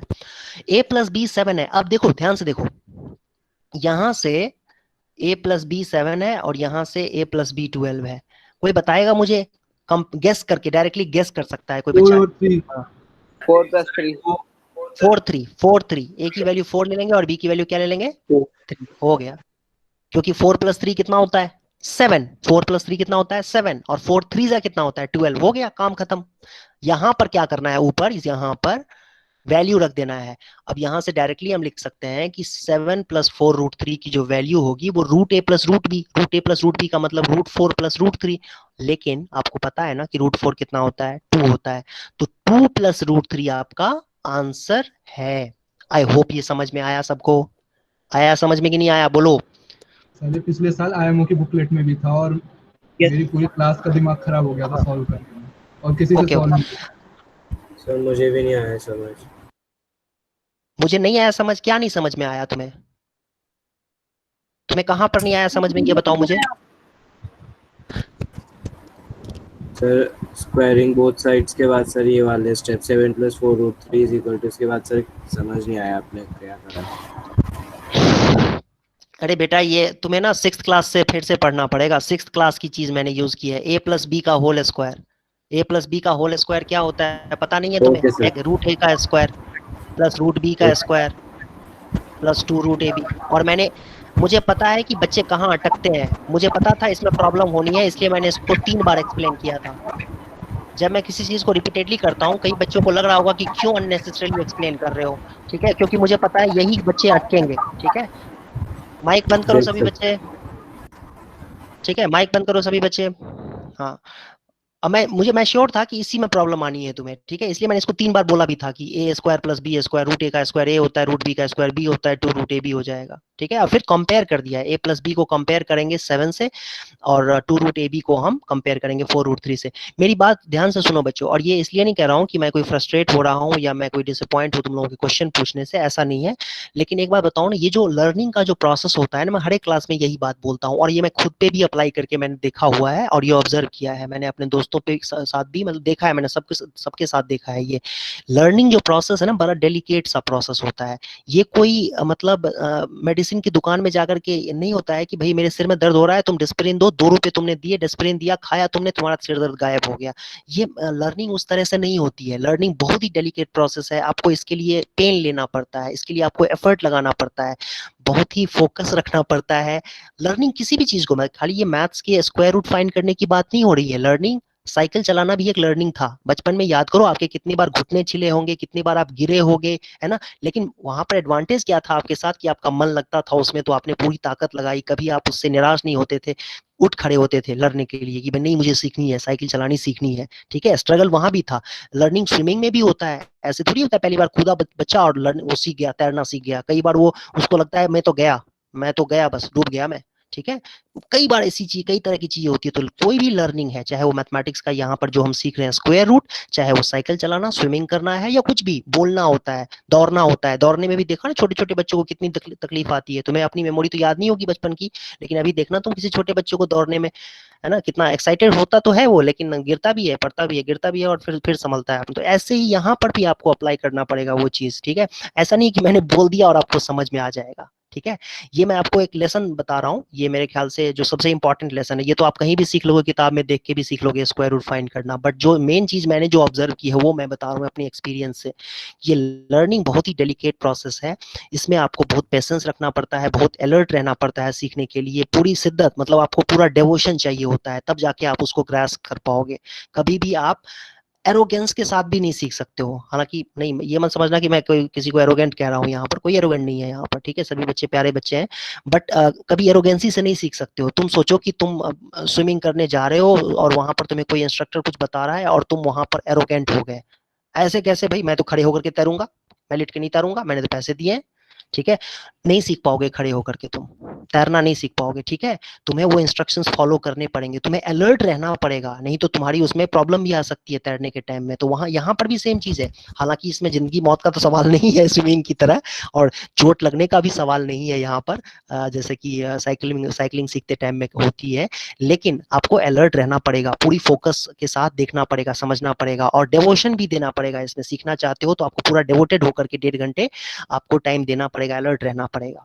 ठीक है, तभी आप 100% सीख सकते हो। लर्निंग जो है वो एक बहुत ही कॉम्प्लेक्स प्रोसेस है, बहुत ज्यादा कॉम्प्लेक्स प्रोसेस है। मैं फिर से वही बताता हूँ जो पहले भी बताता आ रहा हूँ मैं तब से, कि आप याद करो कि आपने जोड़ना जब सीखा था बचपन में, कैसे सीखा था? ऐड करना 2 साल लगे थे आपको, याद करो, परफेक्ट होने में, सम करने में, ऐड करने में। जब एक छोटी सी चीज ऐड करने में आपको 2-2 साल लग गए थे, और तब भी कोई मुश्किल सम देता था तो आप उसमें टाइम लगा देते थे।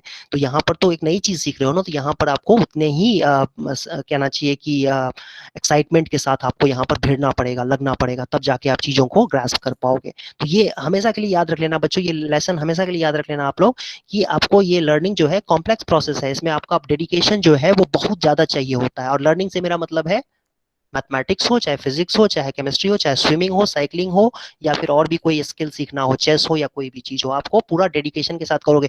थोड़ा बहुत मन लगा के करोगे ना, आधे अधूरे मन से अगर कोई चीज करोगे ना, तो वो 10% छोड़ो, कुछ भी नहीं समझ में आएगा, उसका कोई यूज भी नहीं है, कोई फायदा भी नहीं होगा उसका। इसीलिए ताकत जब तक नहीं पूरी झोंकोगे तब तक आपको 100% समझ में नहीं आएगा। तो इस बात का ध्यान रखना बहुत जरूरी है। तो ये जो प्रोसेस मैंने बताया है, मैं जल्दी से इसको आधे मिनट में और कंक्लूड करता हूँ, जल्दी जल्दी इसको रिपीट कर देता हूँ। आपको इस तरह का नंबर जब कभी भी कहा जाए स्क्वायर रूट फाइंड करने के लिए, तो फटाफट आप इसको रूट ए प्लस रूट बी अज्यूम कर लो, ठीक है। दूसरा स्टेप है स्क्वायर कर दो both sides a plus b के होल स्क्वायर के फार्मूले से। लेकिन इधर की तरफ तो क्योंकि रूट लगा हुआ है, इधर की तरफ तो रूट लगा हुआ है, तो रूट हट जाएगा स्क्वायर करने की वजह से, बट यहाँ पर तो ए प्लस बी के होल स्क्वायर का फार्मूला लगेगा। फिर कंपैरिजन कर दो रैशनल पार्ट को रैशनल पार्ट से और इरेशनल पार्ट को इरेशनल पार्ट से, और कंपैरिजन करने के बाद ए और बी की वैल्यू ट्रायल एंड एरर से निकाल लो, डायरेक्टली ट्रायल एंड एरर से निकाल सकते हो आप। बात खत्म हो गई। यहाँ से जो ए और बी की वैल्यू निकली है वो यहाँ पर रख दो, यही आपका आंसर आ गया, ठीक है। तो इस तरीके से करना होता है। मैं इसको मिटाऊंगा नहीं, मैं आपको एक दूसरा एग्जांपल देता हूँ जो आप लोग खुद से सॉल्व करो। हाँ बोलो। सर सर जैसे यहाँ पर 4 तो सर 2 का मल्टीपल है, पर अगर वो 2 का मल्टीपल नहीं हुआ तो क्या होगा फिर? 4 2 का मल्टीपल है, मैं एग्जांपल देता हूँ, समझ में आ जाएगा तुम्हें। सर आपकी आवाज बहुत लो हो गई है। हाँ अभी मैं एग्जांपल देता हूँ ना, एग्जांपल करो तो समझ में आएगा, धीरे धीरे धीरे समझ में आएगा। एग्जांपल, एक और एग्जांपल देता हूँ, ये ट्राई करो, उसके बाद फिर करेंगे डिफरेंट टाइप के एग्जांपल्स। फाइंड, जानबूझ के मैं ऐसे ही नंबर्स दे रहा हूँ ना जिससे कि तुम्हें समझने में आसानी हो।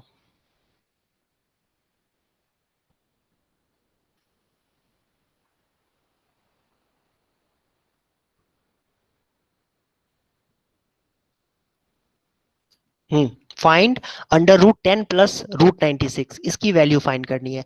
और हो सके तो कमेंट बॉक्स में आंसर लिख के बताओ, जल्दी जल्दी करके कमेंट बॉक्स में आंसर लिख के बताओ ये प्रोसेस। और नहीं होगा तो मैं एक्सप्लेन करूंगा, घबराने की बिल्कुल भी जरूरत नहीं है। नहीं होगा तो मैं हूं यहाँ पे, ठीक है, फिर से एक्सप्लेन करूंगा मैं दोबारा।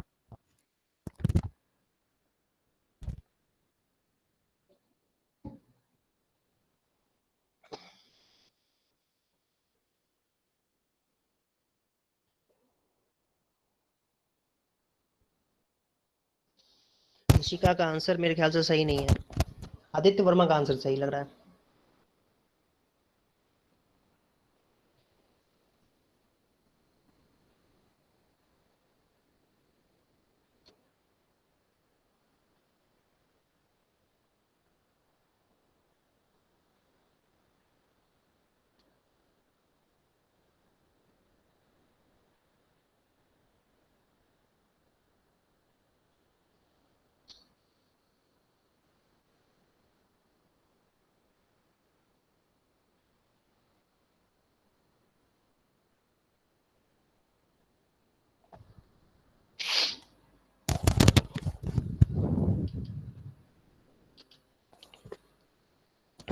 ओके देखो, जिन बच्चों का नहीं आया है मैं फिर से उनके लिए एक्सप्लेन कर देता हूँ कि ये कैसे करना होता है।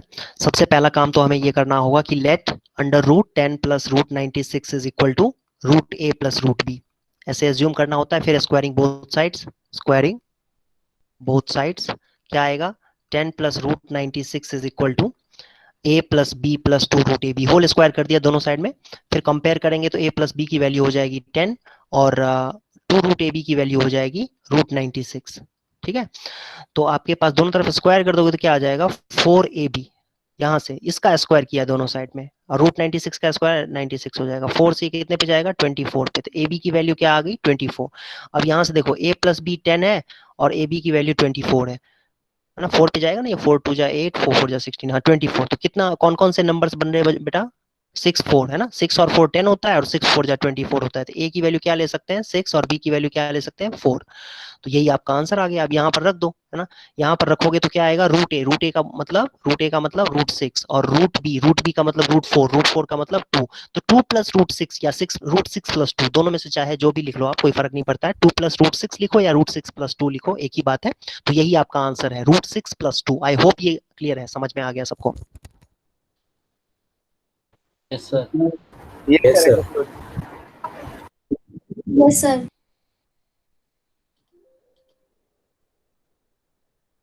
ओके एक और एग्जांपल करते हैं।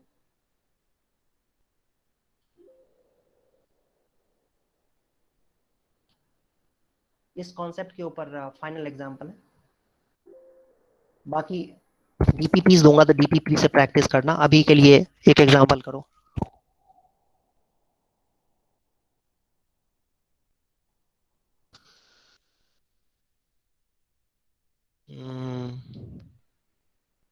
ये रहा question, find the value of 6 minus root 35। मुश्किल तो नहीं दे दिया?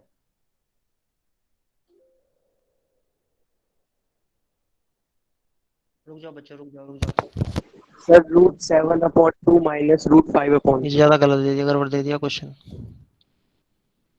ज्यादा मुश्किल दे दिया लगता है ये। सर कोफिशिएंट नहीं आ पाएगा 2 का। सही कह रहे हो। रुक जाओ रुक जाओ रुक जाओ, ये मत करो, रुक जाओ। Find the value of under root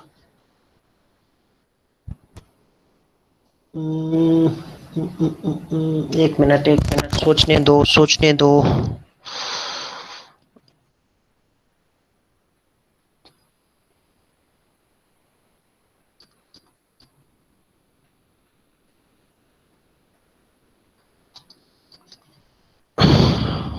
एक मिनट रुक जाना, मुझे सोचने दो पहले।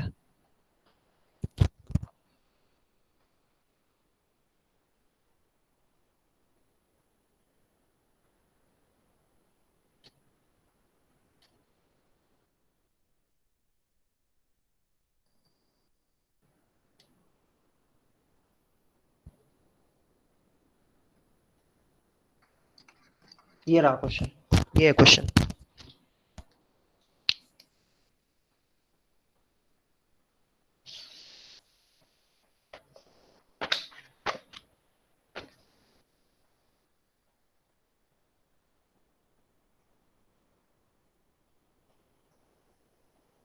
√48 कर दो, सॉरी √48। एक मिनट मैंने गलत सोच लिया क्वेश्चन। √48 कर दो, सॉरी बच्चों, ये करना सही कर लो क्वेश्चन। ये है 7 माइनस √48, 7 माइनस √48।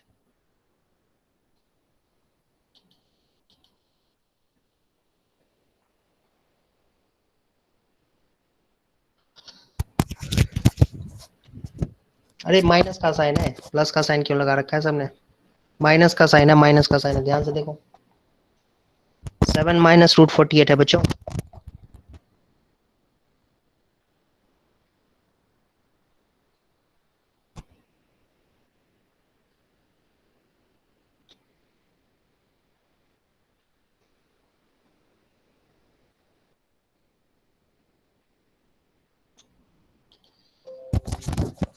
प्रोसेस वही है, लेकिन इसमें थोड़ा सा डिफरेंस क्या होगा कि माइनस का साइन लगा हुआ है, तो हम क्या करेंगे बच्चों, 7 माइनस √48 को हम 7 माइनस √48 को हम लिख देंगे √a माइनस √b। हाँ अब सुनो ध्यान से, दोनों तरफ स्क्वायर कर देंगे, स्क्वायरिंग बोथ साइड्स। 7 माइनस √48 is equal to a plus b minus 2√ab। वही a माइनस बी का whole square formula, a square plus b square minus 2ab। a plus b आ गया आपके पास 7, और कंपैरिजन से 2√ab आ जाएगा आपके पास √48। ठीक है, दोनों तरफ स्क्वायर कर देंगे इसमें, तो 4ab हो जाएगा और इक्वल टू 48। 4 से कैंसिल होगा 12 पे, तो ab की वैल्यू 12 आ गई। तो अब दो नंबर्स ऐसे सोचने हैं जिनका सम 7 है और प्रोडक्ट 12 है। गेस करो क्या होगा? a इज इक्वल टू 4 और b इज इक्वल टू 3। नहीं, तो यहां से क्या आंसर आ जाएगा? √4 माइनस √3। ठीक है, तो 2 माइनस √3, 2 माइनस √3 आ गया, यही आंसर है आपका। अब यहां पर क्या है, थोड़ा सा कंफ्यूजन है। कंफ्यूजन क्या है बच्चों, कि कोई बच्चा ये भी तो कह सकता था कि a की वैल्यू 3 और b की वैल्यू 4।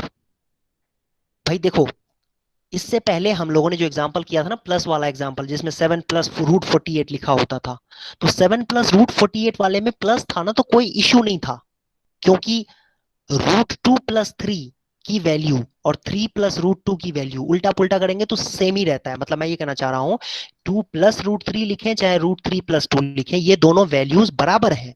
लेकिन अगर 2 माइनस रूट थ्री लिखें और रूट थ्री माइनस टू लिखें तो ये दोनों वैल्यूज बराबर नहीं है। एग्री करते हो ना सभी बच्चे?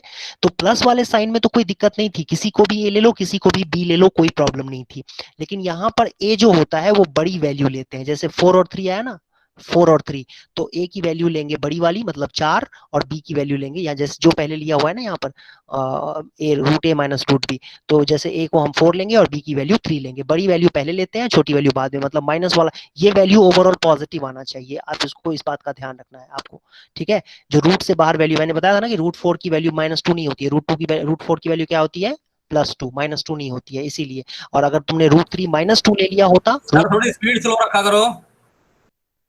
क्या कह रहे हो? क्या हुआ बेटा? सर थोड़ा धीरे समझाइए सर, समझ में नहीं आ रहा। ओके ठीक है 2 minus root three, root 4 minus root three है, देखो यहाँ पर 2 माइनस रूट थ्री एक पॉजिटिव वैल्यू है। मैंने क्या कहा यहाँ पर कि माइनस का साइन जब भी लगा होता है ना, माइनस का साइन जब भी लगा होगा यहाँ पर, तो आपको ध्यान ये रखना है कि ए की वैल्यू बड़ी वाली वैल्यू लेनी है। इनमें से ए और बी की जो वैल्यू आप फाइंड आउट करते हो उसमें ए की वैल्यू बड़ी वाली वैल्यू लेनी होती है और बी की वैल्यू छोटी वाली वैल्यू लेनी होती है, ठीक है, यही समझाया मैंने। तो ओवरऑल जो 2 माइनस रूट थ्री की वैल्यू आएगी वो एक पॉजिटिव वैल्यू आएगी और यही आपका आंसर होगा। समझ में आया यहाँ पर? ठीक है, बड़ी वाली वैल्यू ए लेंगे और छोटी वाली वैल्यू बी लेंगे, बस ये है। प्लस के साइन अगर साथ होता है यहाँ पर, जैसे 7 प्लस रूट 48 होता अगर, जैसा कि हम लोगों ने इससे पहले क्वेश्चंस किए हैं, उसमें कोई फर्क नहीं पड़ता है क्योंकि आंसर जो आएगा वो 2 प्लस रूट थ्री होगा। तो उसको आप 2 प्लस रूट थ्री लिखो चाहे रूट थ्री प्लस टू लिखो, कोई फर्क नहीं पड़ता है। बट 2 माइनस रूट थ्री और रूट थ्री माइनस टू में फर्क पड़ता है, ठीक है। इसीलिए हम यहाँ पर सावधानी से नंबर्स को पिक करेंगे। जो बड़ा नंबर होगा उसको ए लिया जाएगा और छोटा नंबर बी होगा। जैसे यहाँ पर a प्लस बी 7 है, ए बी वैल्यू 12 है, तो यहाँ आंसर तो समझ में आ रहा है ना कि 4 और 3 होंगे वो नंबर्स। 4 प्लस 3 7 होता है और 4 इंटू 3 12 होता है। तो हम यहाँ पर a को 3 नहीं लेंगे, ए को 4 लेंगे। बड़ी वैल्यू जो है वो ए ली जाएगी और छोटी वैल्यू जो होगी वो बी के बराबर लेंगे हम, तभी हमारा आंसर सही आंसर आएगा। आई होप ये क्लियर है, समझ में आया सबको? और नहीं समझ में आया तो मैं एक और एग्जांपल देता हूं, तो वो एग्जांपल करने के बाद आपको पक्का समझ में आ जाएगा। लिखो एग्जांपल लिखो, फाइंड द वैल्यू ऑफ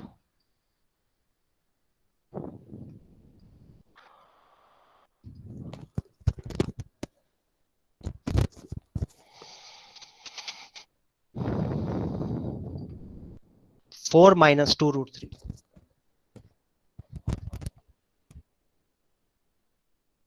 सभी बच्चे ट्राई करके आंसर बताओ, कमेंट बॉक्स में आंसर लिखो।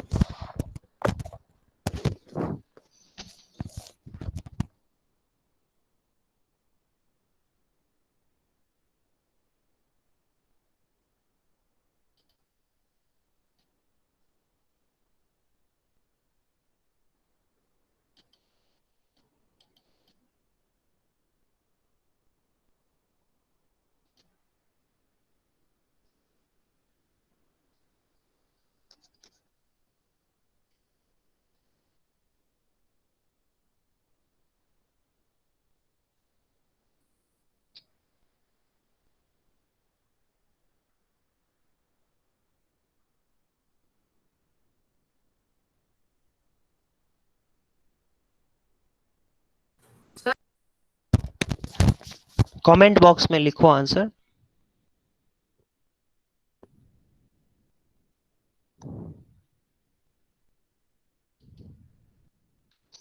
रूट थ्री माइनस वन जिसने लिखा है सही है, 1 माइनस रूट थ्री वाले सही नहीं है। 1 माइनस रूट थ्री वाले बच्चे सही नहीं है आंसर, क्योंकि मैंने अभी आपको यही बताया कि ए की वैल्यू जो लेनी होती है वो बड़ी वैल्यू लेनी होती है, बी की वैल्यू छोटी वैल्यू लेनी होती है। तो कई सारे बच्चों ने आंसर सही लिखा हुआ है, मैं देख पा रहा हूँ जिन बच्चों ने आंसर लिखा हुआ है। मनस्वी सिंह, पीयूष वर्षने, पर्व जैन सही है, वैभव बिल्कुल सही, मोहित, माही, कॉस्मिक गेमिंग, ये कॉस्मिक गेमिंग नाम चेंज करो अपना, सही नाम लिखो यहाँ पर। लीना, आर्यन, विशेष, दिवेश। सर डीपीटी की क्वेश्चन अगर सॉल्व हमसे नहीं होते हैं तो सर क्या करना चाहिए? सॉल्व नहीं होते हैं, मुश्किल दे दिया क्या? नहीं सर, मैथ्स में नहीं, मतलब कुछ सब्जेक्ट्स में जैसे सॉल्व नहीं होते, जैसे मुझसे फिजिक्स में डीपीपी के प्रॉब्लम सॉल्व नहीं होते, तो सर मुझे क्या करना चाहिए? मेरे ख्याल से कॉन्सेप्ट को एक बार दोबारा फिर से देखो, ठीक है। कॉन्सेप्ट को एक बार, जो भी कॉन्सेप्ट पढ़ाया गया है उस कॉन्सेप्ट को एक दो बार आप रिवाइज करो उसको, ठीक है। और एक बार में देखो नहीं होता है तो आपके लिए मतलब इसको ना पॉजिटिव तरीके से लो। अगर एक बार में सॉल्व नहीं हो रहा है, that means there is something special you are going to learn, ठीक है। जब कोई चीज आसानी से हो जाता है ना, उसका उतना इंपॉर्टेंस नहीं है बेटा। मैंने जो सीखा है अपनी लाइफ में यही बता रहा हूँ तुम्हें, कि कोई चीज जो तुम्हें हल्के में मिल जाए ना, आसानी से मिल जाए ना, वो उतना इंपॉर्टेंट नहीं होता है। किसी चीज को आप फाइट करके लेते हो तो इंपॉर्टेंट है। तो क्वेश्चन के साथ लड़ो, ठीक है। हाँ, बिल्कुल भी समझ में नहीं आ रहा, बिल्कुल हवा ही नहीं लग रहा है कि भाई करना क्या है इसमें, तो उसके लिए आप सर से हेल्प ले सकते हो, हिंट मांग सकते हो। मैं तो कहता हूँ आपको खाली हिंट मांगा करो सर से। सर को बोलो कि सर थोड़ा सा हिंट दे दो बस मुझे, कि क्या करना क्या है, कैसे अप्रोच करना है, और उस हिंट को अच्छे तरीके से समझ लो। ऐसा नहीं कि सुन लिया और बस हो गया, नहीं। हिंट को अच्छे तरीके से पिक करो और समझो, ठीक है। और फिर उसके बाद फिर से अपना एफर्ट लगाओ, फिर से मतलब लड़ो उसके साथ, क्वेश्चन के साथ। जितना क्वेश्चन के साथ लड़ोगे उतने ही आपके मार्क्स अच्छे आएंगे, उतना ही आपकी उस सब्जेक्ट में पकड़, जो कहते हैं ना, पकड़ मजबूत होगी, ठीक है। यही तरीका है सीखने का। कॉन्सेप्ट को पहले एक बार रिवाइज करो अच्छे तरीके से, पहला स्टेप। दूसरा स्टेप की उसमें आपको बिल्कुल हवा नहीं लग रहा है, बिल्कुल समझ नहीं आ रहा है, तो आप सर से छोटा सा हिंट ले लो। ये मत कहना सर से कि सॉल्यूशन बता दो मुझे, सॉल्यूशन दे दो, सॉल्व कर दो, कभी मत कहना छोटा सा हिंट दे दो ताकि कि मैं अप्रोच कैसे करूं, ठीक है। और उसके बाद उसी हिंट से लगे रहो, ठीक है। फिर हो सकता है ना भी आए, ऐसा नहीं है कि आपको सर ने हिंट दिया और हो ही जाए, ऐसा नहीं, कोई गारंटी नहीं है, ठीक है। फिर लड़ो उसके साथ, लड़ते रहो। और वो जो सॉल्यूशन जब निकल के आएगा ना, तो उससे आपकी एक्चुअल लर्निंग होती है। जितने भी टॉपर, जितने भी अच्छे बच्चे अच्छे रिजल्ट लाते हैं ना, वो सब यही अप्रोच फॉलो करते हैं। आप वो बताएं ना बताएं उनको, क्योंकि छोटे बच्चों को पता नहीं होता है कि कैसे एक्सप्लेन करना है उतना सब कुछ, लेकिन ये मैंने ऑब्जर्व किया हुआ है कि ये चीज वो फॉलो करते हैं खुद ही। वो मतलब टीचर्स से क्वेश्चन सॉल्व नहीं करवाते हैं ज्यादातर, मतलब थोड़ा बहुत हिंट लग गया उनको तो बस उतना ही उनके लिए सफिशिएंट होता है। तो ये अप्रोच अच्छी अप्रोच है, किसी भी बच्चे के लिए ये अप्रोच अच्छी है, कि आप छोटा सा हिंट लो, फिर उसके बाद खुद क्वेश्चन के साथ लड़ो और उस पे जो है फतेह हासिल करो।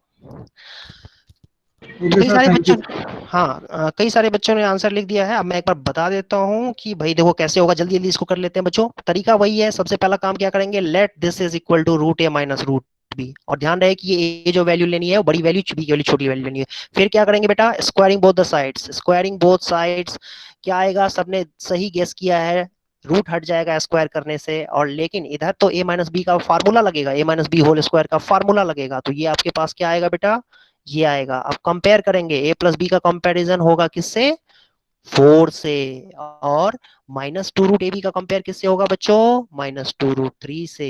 ये माइनस से माइनस कैंसिल, 2 से 2 कैंसिल, और दोनों तरफ स्क्वायर कर देंगे तो ए बी की वैल्यू आपके पास 3 हो जाएगी। रूट ए बी अगर रूट 3 है तो ए बी 3 होगा स्क्वायर करने पे। तो अब यहां से आप देखो ध्यान से कि a प्लस बी 4 है और ए बी की वैल्यू 3 है, तो a की वैल्यू क्या लेनी है 3, और b की वैल्यू क्या लेनी है 1। यही तो होता है, 3 इंटू 1 3, और 3 प्लस 1 4। हो गया हो गया हो गया। तो finally 4 minus 2 root 3 is equal to root 3 minus 1, not 1 minus root 3। 1 minus root 3 option में देगा, देखना तुम लोग जब एग्जाम दोगे ना एनटीएससी का, या आगे चल के मैथ्स कभी करोगे, तो ऐसे सिचुएशंस आएंगे जहां पर आंसर 1 माइनस रूट 3 होगा ऑप्शन में, ठीक है। 4 ऑप्शंस में से एक ऑप्शन ये भी होगा, और तुम उस पर अगर गलती से टिक कर दिया तो माइनस में मार्क्स मिलेंगे। ध्यान रखना इस बात का, रूट 3 माइनस 1 आंसर है, 1 माइनस रूट 3 नहीं है। ऐसा क्यों होता है, क्योंकि लाइक मॉड्यूलस फंक्शन जो ये रूट फंक्शन होता है ना, ये भी पॉजिटिव वैल्यू ही देता है, या ग्रेटर देन इक्वल टू 0 ही होता है। इसके अंदर कोई भी वैल्यू हो ग्रेटर इक्वल देन 0 होगा, इसके अंदर कोई भी वैल्यू हो ग्रेटर इक्वल देन 0 ही होता है। इसीलिए ये वैल्यू सही वैल्यू है। 1 minus root 3 is incorrect value, incorrect answer, sorry. I hope ये समझ में सबको आ गया होगा। मैं तो आज सोच के आया था पॉलिनोमियल भी स्टार्ट करूंगा, लेकिन हो नहीं पाया। एक दो कॉन्सेप्ट और भी हैं, छोटे छोटे कॉन्सेप्ट्स हैं, ऑलमोस्ट डन है, कंप्लीट ही है हमारा। सर इसमें क्यूब रूट वाला नहीं आएगा? किस में? हाँ, क्यूब रूट वाला देखो आने को तो 4th रूट वाला भी आ सकता है, 5th रूट वाला भी आएगा, लेकिन वो स्टैंडर्ड नहीं है। स्टैंडर्ड ये स्क्वायर रूट वाला ही होता है, ठीक है। क्यूब रूट वाला भी आ सकता है, तो उसमें तुम्हें क्या करना चाहिए, उसमें क्यूब रूट, हाँ बोलो बोलो। जेएसटीएससी में आया था सर, जेएसटीएससी में आ गया था सर क्यूब रूट वाला, हमें सर यस सर जेएसटीएससी में वाला आया था। सिखाया गया था 9th क्लास में। यस सर आया था। हाँ जेएसटीएससी में। देखो उसमें भी यही करना होता है, उसमें भी यही करना होता है, उस दोनों तरफ क्यूब करना होता है बस खाली, ठीक है, दोनों तरफ उसको। तो वो सिंप्लीफिकेशन से हो गया। हाँ, वो जैसे जैसे कोई भी, मैं एक एग्जांपल करता हूँ, सभी बच्चे इसको जैसे एग्जांपल इसमें है क्या, देखते हैं, एग्जांपल मेरे ख्याल से होगा नहीं। अब जैसे देखो कोई एक एग्जांपल मैं दिखाता हूँ तुम्हें करके, मान लो कि एक सेकंड के लिए जैसे एक एग्जांपल दिखाता हूँ मैं, रुक जाओ, सोचने दो, एग्जांपल सोचना पड़ेगा ना, ऐसे थोड़ी दे सकते हैं कुछ भी।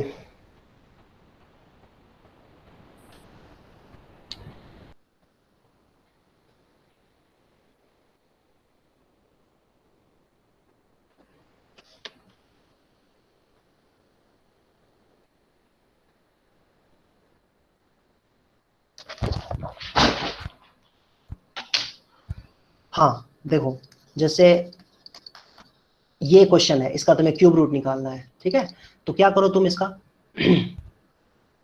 इसमें तुम क्या कर सकते हो, इसको तुम रूट ए प्लस रूट बी ले लो, ठीक है, इसमें भी यही लेना है, ठीक है, रूट ए प्लस रूट बी, दोनों तरफ क्या करेंगे, cubing both the sides, cubing. Sir cube root A plus cube root b लेंगे ना हम? नहीं, यही लेना है, यही cube root square root of a square root of b, हाँ यही लेना होता है, ठीक है।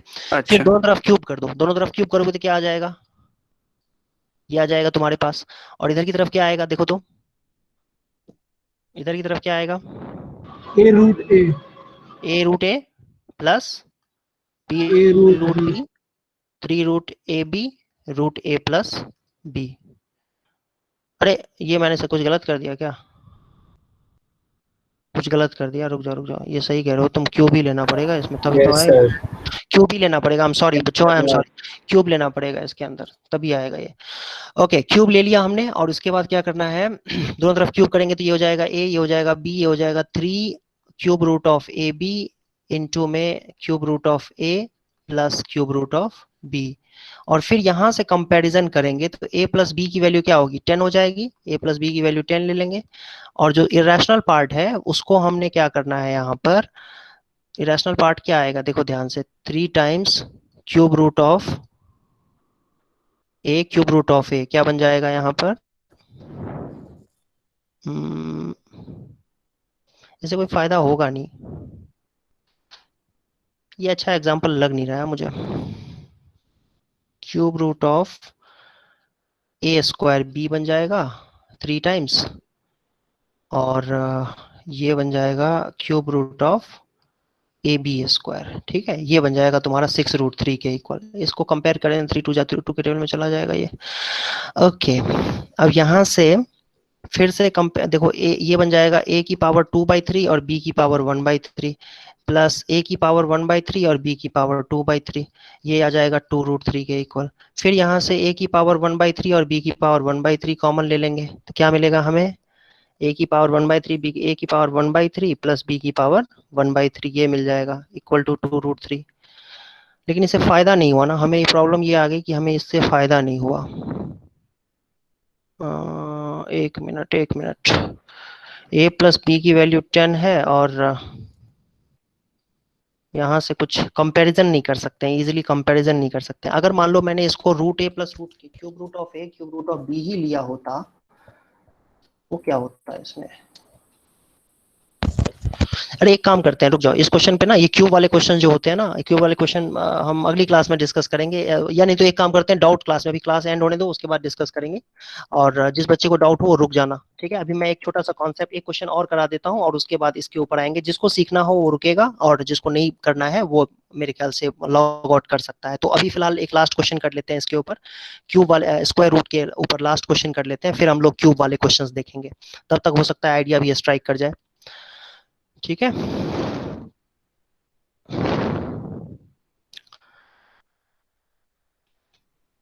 एक मिनट सर, मेरे ख्याल से जो क्यूब रूट वाले हैं ना, उसमें 2 से ज्यादा टर्म्स होने चाहिए। क्यूब रूट वाले में सर जैसे हमारे स्क्वायर रूट वाले में 2 टर्म्स होते हैं सर, तो क्यूब रूट वाले में 2 से ज्यादा टर्म्स होने चाहिए, नंबर्स होने चाहिए उससे ज्यादा। अच्छा ठीक है, अभी देखते हैं, चलो ये क्वेश्चन ट्राई करेंगे सभी बच्चे, जल्दी जल्दी करेंगे, 2 मिनट का समय है सबके पास, इस क्वेश्चन को ट्राई करो। अंडर रूट ए माइनस बी का whole square plus under root B minus ए का whole square is always zero, never zero, positive if and only if A is greater than B. और इस क्वेश्चन को करने के बाद जो एक बच्चे का डाउट था ना, वो क्यूब वाला, वो क्वेश्चन हम लोग देखेंगे। वैसे वो इंपॉर्टेंट नहीं है, मैं फिर से कह रहा हूँ, और इसलिए नहीं कि हाँ, क्योंकि सर इसलिए ऑलवेज कह रहा हूँ जीरो। क्योंकि अब टाइम नहीं, ऑलवेज जीरो आंसर सही नहीं है। ऑलवेज जीरो आंसर सही नहीं है।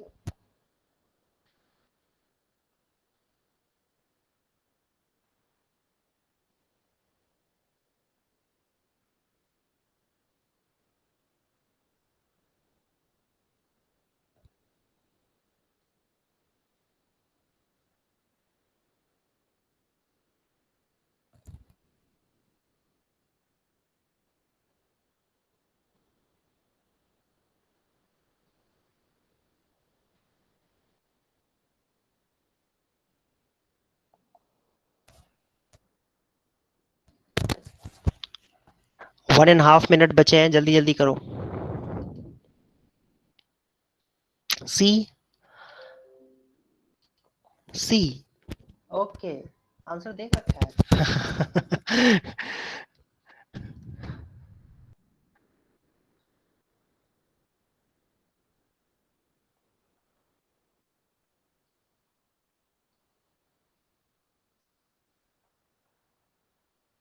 सर सी आंसर होगा।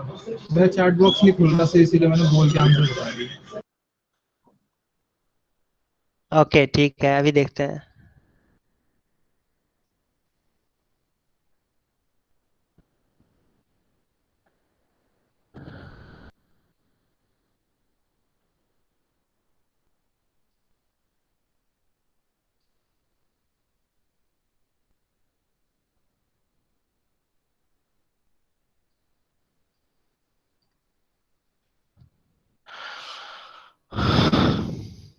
हाँ देखो, ये क्वेश्चन कैसे होगा। रूट ए माइनस बी का स्क्वायर, सबसे पहली बात तो इसको गलती से भी ए माइनस बी मत लिख देना। Yes sir. ये value absolute value of A minus B होगा, ठीक है। क्यों, मैंने क्या बताया था तुम्हें कि रूट 4 जो है ना, ये 2 होता है, ना कि -2। इनफैक्ट ये -2 का स्क्वायर भी 4 ही होता है। 4 को -2 का स्क्वायर भी लिख सकते हैं, तो ये क्या -2 हो जाएगा? बिल्कुल गलत बात, ऐसे नहीं लिखा जा सकता है। वैल्यू क्या होगी? Absolute value of -2। तो बच्चों, अंडर रूट ए माइनस बी का जो स्क्वायर होगा वो mod of A minus B होगा, ठीक है। और अंडर रूट बी माइनस ए का जो स्क्वायर होगा, ये क्या होगा? बी माइनस ए का मॉड होगा, करेक्ट है। अब दोनों को तुम्हें ऐड करना है, तो दोनों को ऐड करना है तो कैसे करोगे? अंडर रूट ए माइनस बी का square plus under root B minus ए का स्क्वायर, ये जो आपके पास वैल्यू आएगी सिंप्लीफाई होकर के, ये mod A minus B plus mod B minus A के बराबर होगी, ठीक है। अब आपको पता है ना कि ये वैल्यू नॉन निगेटिव होती है। Under root sorry modulus of A minus b जो है वो नॉन निगेटिव होगी, और modulus of B minus a भी नॉन निगेटिव होगी। Modulus of B minus a भी नॉन निगेटिव होगी। तो ये वैल्यू नॉन निगेटिव, ये भी वैल्यू नॉन निगेटिव, तो दोनों वैल्यूज जो है ये एक तरह से देखा जाए तो नॉन निगेटिव होगा, दोनों का सम भी, है ना। लेकिन एक केस ऐसा हो सकता है कि जब ये जीरो हो जाए, मतलब ए और बी अगर मान लो बराबर हो जाएगा, तो उस केस में ए और बी अगर मान लो बराबर हो गया, तो उस केस में क्या हो जाएगा? ये जीरो हो जाएगा, करेक्ट है। तो ये डी आंसर सही हुआ ना इस केस में, तो पॉजिटिव होगा। Positive if and only if A greater than B है। एक सी ऑप्शन कुछ बच्चे कह रहे हैं, लेकिन सी ऑप्शन कैसे ट्रू है? मैं तो तुम्हें दिखा सकता हूँ कि ए अगर बी से छोटा हो तो भी ये पॉजिटिव होगा, ठीक है। ले लो ना, ए बी से, जैसे ए ग्रेटर देन बी होगा तो ये क्या क्वेश्चन, सी ऑप्शन क्या कह रहा है? सी ऑप्शन कह रहा है कि पॉजिटिव होगा जब ए बी से बड़ी वैल्यू होगी। लेकिन मैं ऐसा कर रहा हूँ, ए को मैं ले रहा हूँ 3 और बी को ले रहा हूँ 4। अब रख के देखो तो ये वैल्यू क्या होगी? ये वैल्यू पॉजिटिव होगी कि नहीं होगी? तब भी ये पॉजिटिव ही होगी, ठीक है। तो ये स्टेटमेंट सही कहाँ हुआ? गलत हो गया स्टेटमेंट। ए को हमने, ए की वैल्यू हमने छोटी ली है बी से, तब भी ये वैल्यू पॉजिटिव ही आएगी। रख के देख लो, 3 - 4 का मॉड कितना होगा? 1, और 4 - 3 का मॉड 1, तो 2 आया ना। 2 क्या है? पॉजिटिव वैल्यू है, तो 2 पॉजिटिव होगा। लेकिन हमने ए को बी से छोटा ले लिया है, तब भी ये सिचुएशन, तो सी आंसर तो करेक्ट है ही नहीं, ठीक है। आंसर डी करेक्ट है, क्योंकि इसमें कह रहा है कि पॉजिटिव होगा जब ए बी के बराबर नहीं होगा। अगर ए बी के बराबर हुआ बच्चों, तो क्या ये क्वेश्चन एडवांस क्वेश्चन हो गया, ये एनटीएससी स्टेज 2 में आया हुआ क्वेश्चन है, ठीक है। एनटीएससी स्टेज 2 का क्वेश्चन है ये, आई थिंक 13 या 14, 2013 या 14 में आया हुआ था क्वेश्चन। तो ए और बी को तुमने अगर बराबर कर दिया तो ये तो जीरो हो जाएगा, ये भी जीरो हो जाएगा, ए और बी बराबर हो गया तो। लेकिन अगर ए और बी को बराबर नहीं रखोगे तो नेचुरल सी बात है ये कोई एक पॉजिटिव वैल्यू आएगी और ये भी कोई एक पॉजिटिव वैल्यू आएगी, दूसरा जो मॉड्यूलस है, तो अल्टीमेटली जो आंसर आएगा वो पॉजिटिव आएगा। तो इसका आंसर डी है, करेक्ट आंसर डी है। समझ नहीं आया। तो सर एनटीएससी स्टेज 2 में तो बहुत आसान क्वेश्चन आ गया है कि अगर ए इज इक्वल टू बी तो आंसर 0। तो समझ नहीं आया। देख रहे हो एक बच्चा कह रहा है समझ नहीं आया, क्या नहीं समझ में आया? सर ऑप्शन ए क्यों नहीं हो सकता? ऑलवेज जीरो कहाँ हो रहा है जीरो बेटा? यही तो तुम्हें समझाया मैंने इतनी देर से, यही तो समझा रहा हूँ कि ये अंडर रूट, ये जो लिखा हुआ है ना, मैंने तुम्हें ये कह रहा हूँ, तुम ऐसे जीरो कह रहे हो। कैसे तुम कह रहे हो पता है? तुमने उल्टे सीधे तरीके लगा दिए मैथमेटिक्स के, उसकी वजह से तुम जीरो कह रहे हो। तुमने इसको ए माइनस बी ले लिया होगा और फिर बी माइनस ए को तुमने यहाँ पर स्क्वायर है तो इसको तुमने बी माइनस ए ले लिया होगा, दोनों को जोड़ेंगे तो कैंसिल हो जाएगा। लेकिन ये गलत है, ये हो ही नहीं सकता है। अंडर रूट ए minus B square, under root, मैं लिख रहा हूँ देखो ध्यान से, अंडर रूट ए माइनस बी स्क्वायर, ये 9वीं क्लास तक, 9th क्लास तक ये ए माइनस बी लिखते थे, चल जाएगा, अब नहीं लिख सकते हो। ठीक है, देखो एनटीएससी जैसे एग्जाम में ये अलाउड नहीं है, ये अलाउड है। ये जो लिखा हुआ है ना मैंने यहाँ पर, ये अलाउड है, ये अलाउड है, ये ऐसा लिखना पड़ेगा तुम्हें, क्योंकि तुम्हें नहीं पता है कि ए माइनस बी में ए बड़ी वैल्यू है या छोटी वैल्यू है। ठीक है, ए माइनस बी का स्क्वायर का स्क्वायर रूट, ए माइनस बी होल स्क्वायर का स्क्वायर रूट ए माइनस बी नहीं होता है, ए माइनस बी का मॉड होता है, एब्सोल्यूट वैल्यू होता है। ठीक है, और सिमिलरली बी माइनस ए स्क्वायर का स्क्वायर रूट बी माइनस ए का मॉड होगा, बी माइनस ए का मॉड होगा। ठीक है, और अब दोनों को जोड़ेंगे, ए माइनस बी मॉड को और बी माइनस ए मॉड को जोड़ेंगे, तो यहां से तुम कुछ कह नहीं सकते हो श्योरली, इसमें कंडीशंस होंगे। कंडीशन ये होगा, पहला कंडीशन की बात करते हैं कि क्या ये ऑलवेज जीरो है? नहीं भाई, ऑलवेज क्यों जीरो होगा? तुम ए की वैल्यू 1 ले लो और बी की वैल्यू 2 ले लो, नहीं होगा जीरो। ए की वैल्यू 3 ले लो, बी की वैल्यू 4 ले लो, नहीं होगा जीरो। तो ऑलवेज जीरो वाला ऑप्शन तो गलत हो गया ना। नेवर जीरो, नेवर जीरो ये भी गलत है। क्यों भाई? ए की वैल्यू बी के बराबर ले लो, मतलब ए 2 ले लो और बी भी 2 ले लो, तो देखो जीरो हो रहा है। तो दूसरा ऑप्शन भी गलत हो गया ना। वो कह रहा है नेवर, नेवर का मतलब होता है कभी नहीं होगा जीरो। होगा ना, ए और बी बराबर होंगे तो बिल्कुल होगा, करके देख लो। आई होप समझ में आया ये। तीसरा ऑप्शन कह रहा है कि पॉजिटिव होगा अगर ए बी से ज्यादा है। तो मैंने आपको अभी एग्जांपल लेकर के दिखाया ना कि मैं ए को अगर ले लूं 3 और बी को ले लूं 4, ठीक है, ए को ले लूं 3 और बी को ले लूं 4, मतलब मैं ए की वैल्यू बी से छोटी वैल्यू ले रहा हूं, और तब भी मैंने देखा कि पॉजिटिव ही आ रहा है।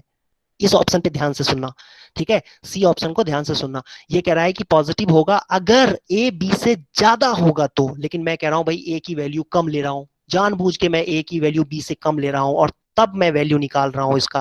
तो भी मैंने क्या देखा कि ए की वैल्यू मैंने यहाँ पर क्या किया है 3 ली है और बी की वैल्यू मैंने यहाँ पर 4 ली है, तो क्या देखा मैंने कि ये 2 आ रहा है जो कि एक पॉजिटिव नंबर है। तो पॉजिटिव तो तब भी आ रहा है जब ए बी से छोटी वैल्यू है। तो क्या ये स्टेटमेंट करेक्ट है? C answer, c option correct है? सर्टेनली नहीं, ठीक है, बिल्कुल नहीं। तो ये तीसरा ऑप्शन भी गलत हो गया। चौथा ऑप्शन कहता है कि ये वैल्यू पॉजिटिव होगी if A is not equal to b. तो ये तो बड़ी अच्छी बात कह दी इसने, ए अगर बी के बराबर होगा तब तो ये भी जीरो और दूसरा पार्ट भी जीरो, ए माइनस बी का मॉड भी जीरो और बी माइनस ए का मॉड भी जीरो, अगर ए और बी बराबर हो गए तो, है कि नहीं।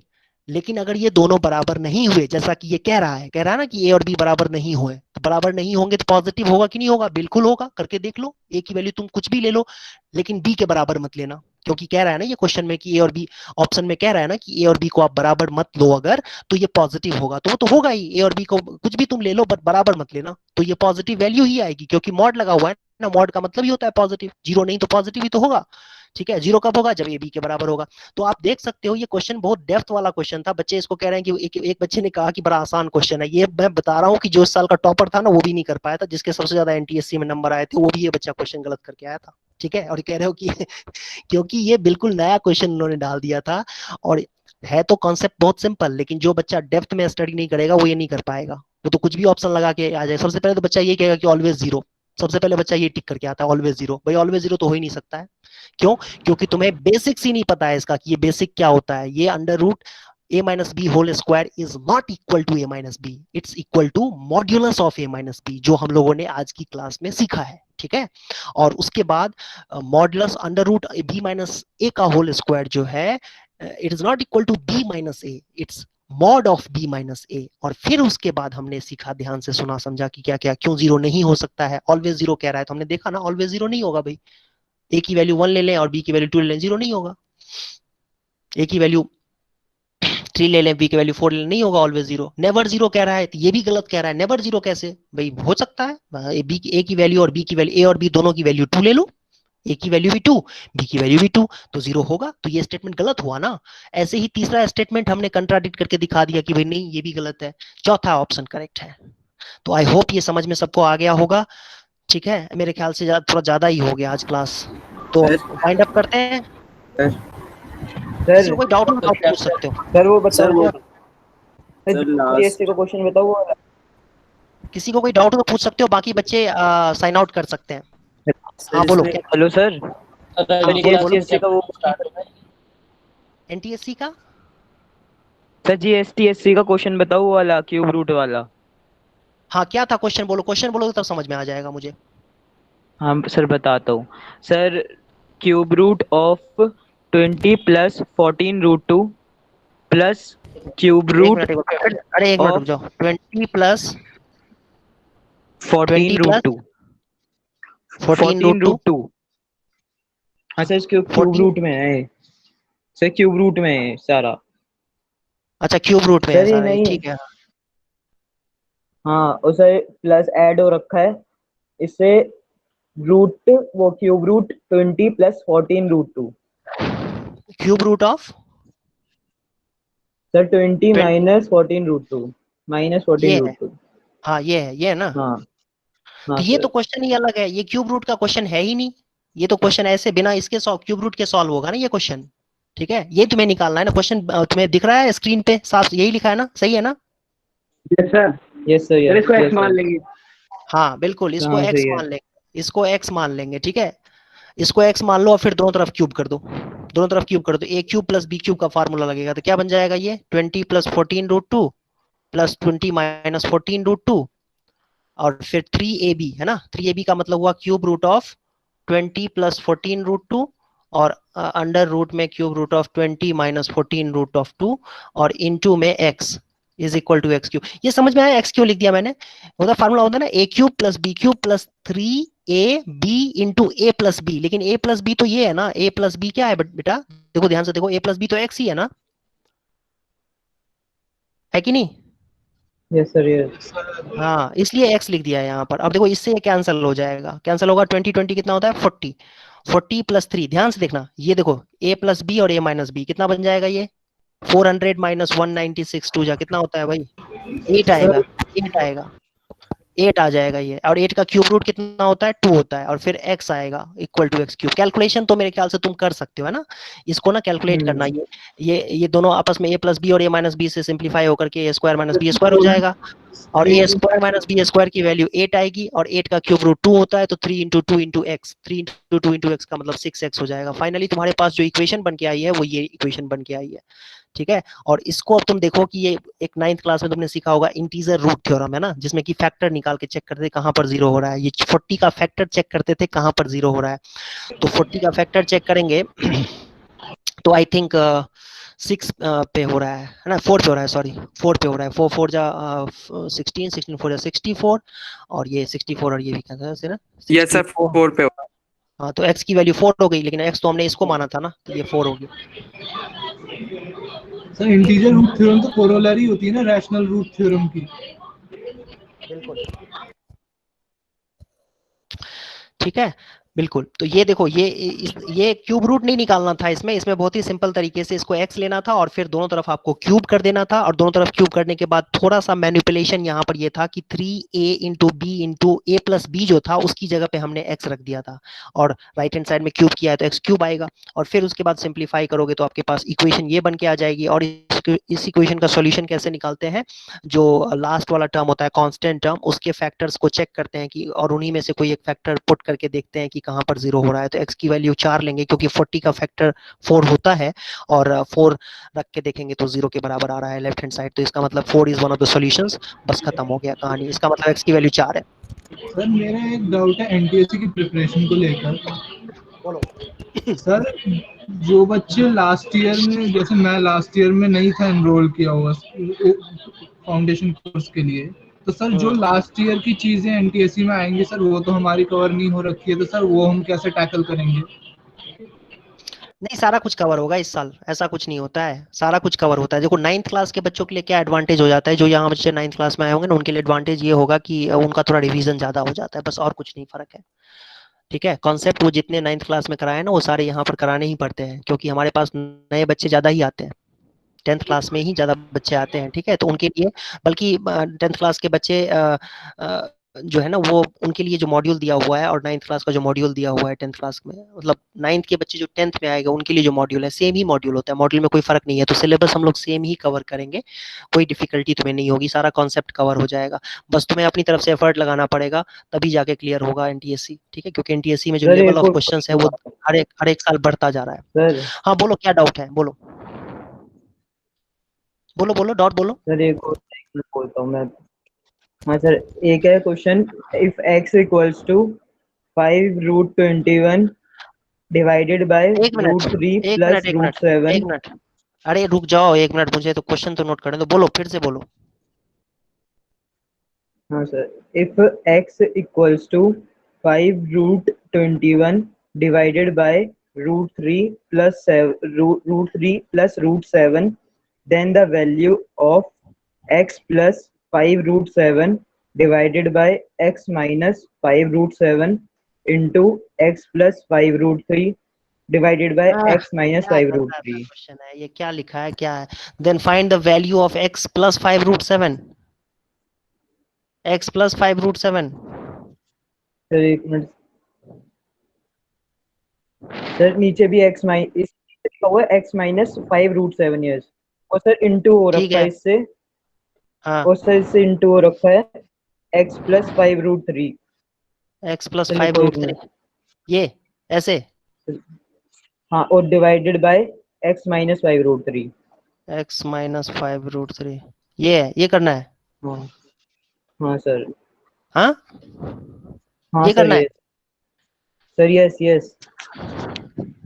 तो अब इसको क्या, अब इसको ये कैलकुलेशन करना पड़ेगा, तुम करो इसको, मल्टी वैल्यू पुट करके करो सॉल्व, ये मुझसे क्यों करवा रहे हो भाई? ये तो ये मेरे मेरे मेरे ख्याल से तो ये तो मेरा इंसल्ट है कि ऐसे कुछ कैलकुलेशंस मैं करूं। सर नहीं सर, मैं इसलिए पूछा था कोई ट्रिक तो नहीं सर। हमारे जीएसटीएससी के पेपर में सर बिल्कुल भी जगह नहीं थे सर, 9th क्लास में बिल्कुल भी ये जगह नहीं थे, तो कोई ट्रिक होगी जब भी कर सकते होंगे। ये जीएसटीएससी में पूछा है क्वेश्चन? Sir yes. अच्छा, जीएसटीएससी में पूछा है, तो तुम एक चीज कर सकते हो इसमें, एक चीज ये कर सकते हो कि सबसे पहले ना सर इसको रैशनलाइज कर दो, रैशनलाइज कर हाँ दो सर, इसको। मैं करके देखा था। सर पता नहीं इतनी, सर इस वाले जो 9th क्लास में जीएसटीएससी का पेपर था सर, इजी था, पर इतना ज्यादा स्पेस ही नहीं दे रखा था पूरे मैथ्स के पेपर में। सर कहाँ पर करता सर ये क्वेश्चन? अरे तो होता ही है ना, बाकी देखो सबके लिए वो स्पेस तो कम, सबके लिए कम स्पेस होगा ना। अब इसमें कैलकुलेशन करना पड़ेगा, वैल्यू पुट करनी पड़ेगी, अब कौन करेगा इतना? इसमें रखो वैल्यू, इसमें रख करके देखो, सिंपलीफाई। अच्छा वैसे वैसे क्या कर सकते हैं, ट्रिक लगा क्या सकते हैं इसमें? ट्रिक ये लगा सकते हैं हम इसमें कि पहले तो इसको रैशनलाइज करो। हाँ, सर हम्म, सर सर इसने क्वेश्चन थोड़ा गलत बताया, 5 प्लस √21 नहीं है, 5√21 है। 5√21 है। यस सर, मैंने अभी चेक किया है। अच्छा, हाँ भाई हो सकता है। 5√21 है, ठीक है, चलो 5√21 कर दिया मैंने, 5√21 कर दिया। अब ये ना, अब इसको रैशनलाइज करो, तो रैशनलाइज करोगे तो क्या हो जाएगा ये? ये हो जाएगा, एक मिनट, इसको तुम लिख सकते हो 5 √3 इंटू √7, है ना, √21 को, फिर √3 प्लस √7 हो जाएगा। फिर x, ये क्या, एक काम करो कि एक बार ना तुम x बाय √3 ले आओ, इसको क्रॉस मल्टीप्लीकेशन समझते हो ना, यहाँ पर √3 को यहाँ ले आएंगे, यस यस 5√7 बाय क्या बचेगा, √3 प्लस √7। रुको, तो यहाँ से तुम्हारे पास ना कंपोनेंडो डिविडेंडो समझते हो, कंपोनेंडो डिविडेंडो, सॉरी ये 5√3 को ले आओ यहाँ पर, 5√3 को, समझ में आया बेटा? 5√3 को यहाँ ले आना है क्रॉस मल्टीप्लीकेशन से, 5√3 को, अच्छा ठीक है। अच्छा। और हाँ, अब कंपोनेंडो डिविडेंडो लगा दो, तो ये हो जाएगा तुम्हारा x plus, sorry x plus 5√3 by x minus 5√3, और ये इक्वल आ जाएगा तुम्हारा कंपोनेंट और डिविडेंड लगाएंगे तो ये आ जाएगा 2√7 प्लस √3 अपॉन में -√3। ठीक है, ये आ जाएगा। सर एक बार हाँ, सर कंपोनेंट एंड डिविडेंड क्या होता है सर, हमने पढ़ा नहीं। a बाई बी अगर c बाई डी के बराबर, देखो सारी चीजें नहीं समझा सकता मैं, बस तुम्हें हिंट दे देता हूँ। a बाई बी अगर c बाई डी के बराबर है, दो फ्रैक्शंस अगर इक्वल दे रखे हैं तो ऐसे तुम लिख सकते हो a plus b by a minus b is equal to c plus, क्योंकि ये कॉन्सेप्ट अपने आप में आधा घंटा 45 मिनट का है, कैसे समझाऊंगा मैं। ठीक है, तो ये कभी क्लास में टाइम लगेगा तो मैं ऐसे ही रैंडमली बता दूंगा फिर बाद में। अभी समझ लो इतना कि a बाई बी अगर c बाई डी के बराबर दिया हुआ है तो a plus b by a minus b को हम c plus d by c minus d लिख सकते हैं, और वही किया है मैंने। x plus 5√3 by x minus 5√3 को हमने √7 plus √3 plus √7 upon √7 minus √3 minus √7 लिख दिया है। ठीक है, और ध्यान से सुनो, अभी कहानी खत्म नहीं हुई है, हमने तभी एक पार्ट निकाला है, ये पार्ट निकाला है, कहाँ गया ये वाला पार्ट। ठीक है, ये वाला पार्ट निकाला है हमने। ऐसे ही ये वाला पार्ट भी निकलेगा, कैसे, x by 5√7 is equal to, ये जब 5√7 को यहाँ ले आएंगे ना तो √3 बाई √3 प्लस √7 बचेगा, और इसको सिंप्लीफाई करेंगे तो सेम लॉजिक से x प्लस कंपोनेंट और डिविडेंडो से, तो ये आ जाएगा x plus 5√7 x minus 5√7 is equal to 2√3 plus √7 upon में माइनस √7। अब तुम्हें करना क्या है, इन दोनों को मल्टीप्लाई करना है, बस हो गया। दोनों को मल्टीप्लाई करना है, आंसर आ जाएगा। इन दोनों को मल्टीप्लाई करोगे तो आंसर यहाँ पर मैं लिख रहा हूँ, देखो इन दोनों को मल्टीप्लाई करोगे तो ये आ जाएगा 4√21 प्लस 6 प्लस 14 प्लस √21 अपॉन में माइनस √21। तो ये आ गया तुम्हारे पास 5√21 प्लस 20 है ना, 20 प्लस 5√21 अपॉन में माइनस √21, ये आंसर होगा, ये आंसर है। ठीक है, माइनस को ऊपर भी लिख सकते हो। ठीक है, इस तरीके से करना था। तो बच्चों क्लास एंड करते हैं, बाकी क्लास में डिस्कस करेंगे बाकी कुछ, है ना। चलो bye, good night. Thank you. Okay sir, good evening. Good evening sir.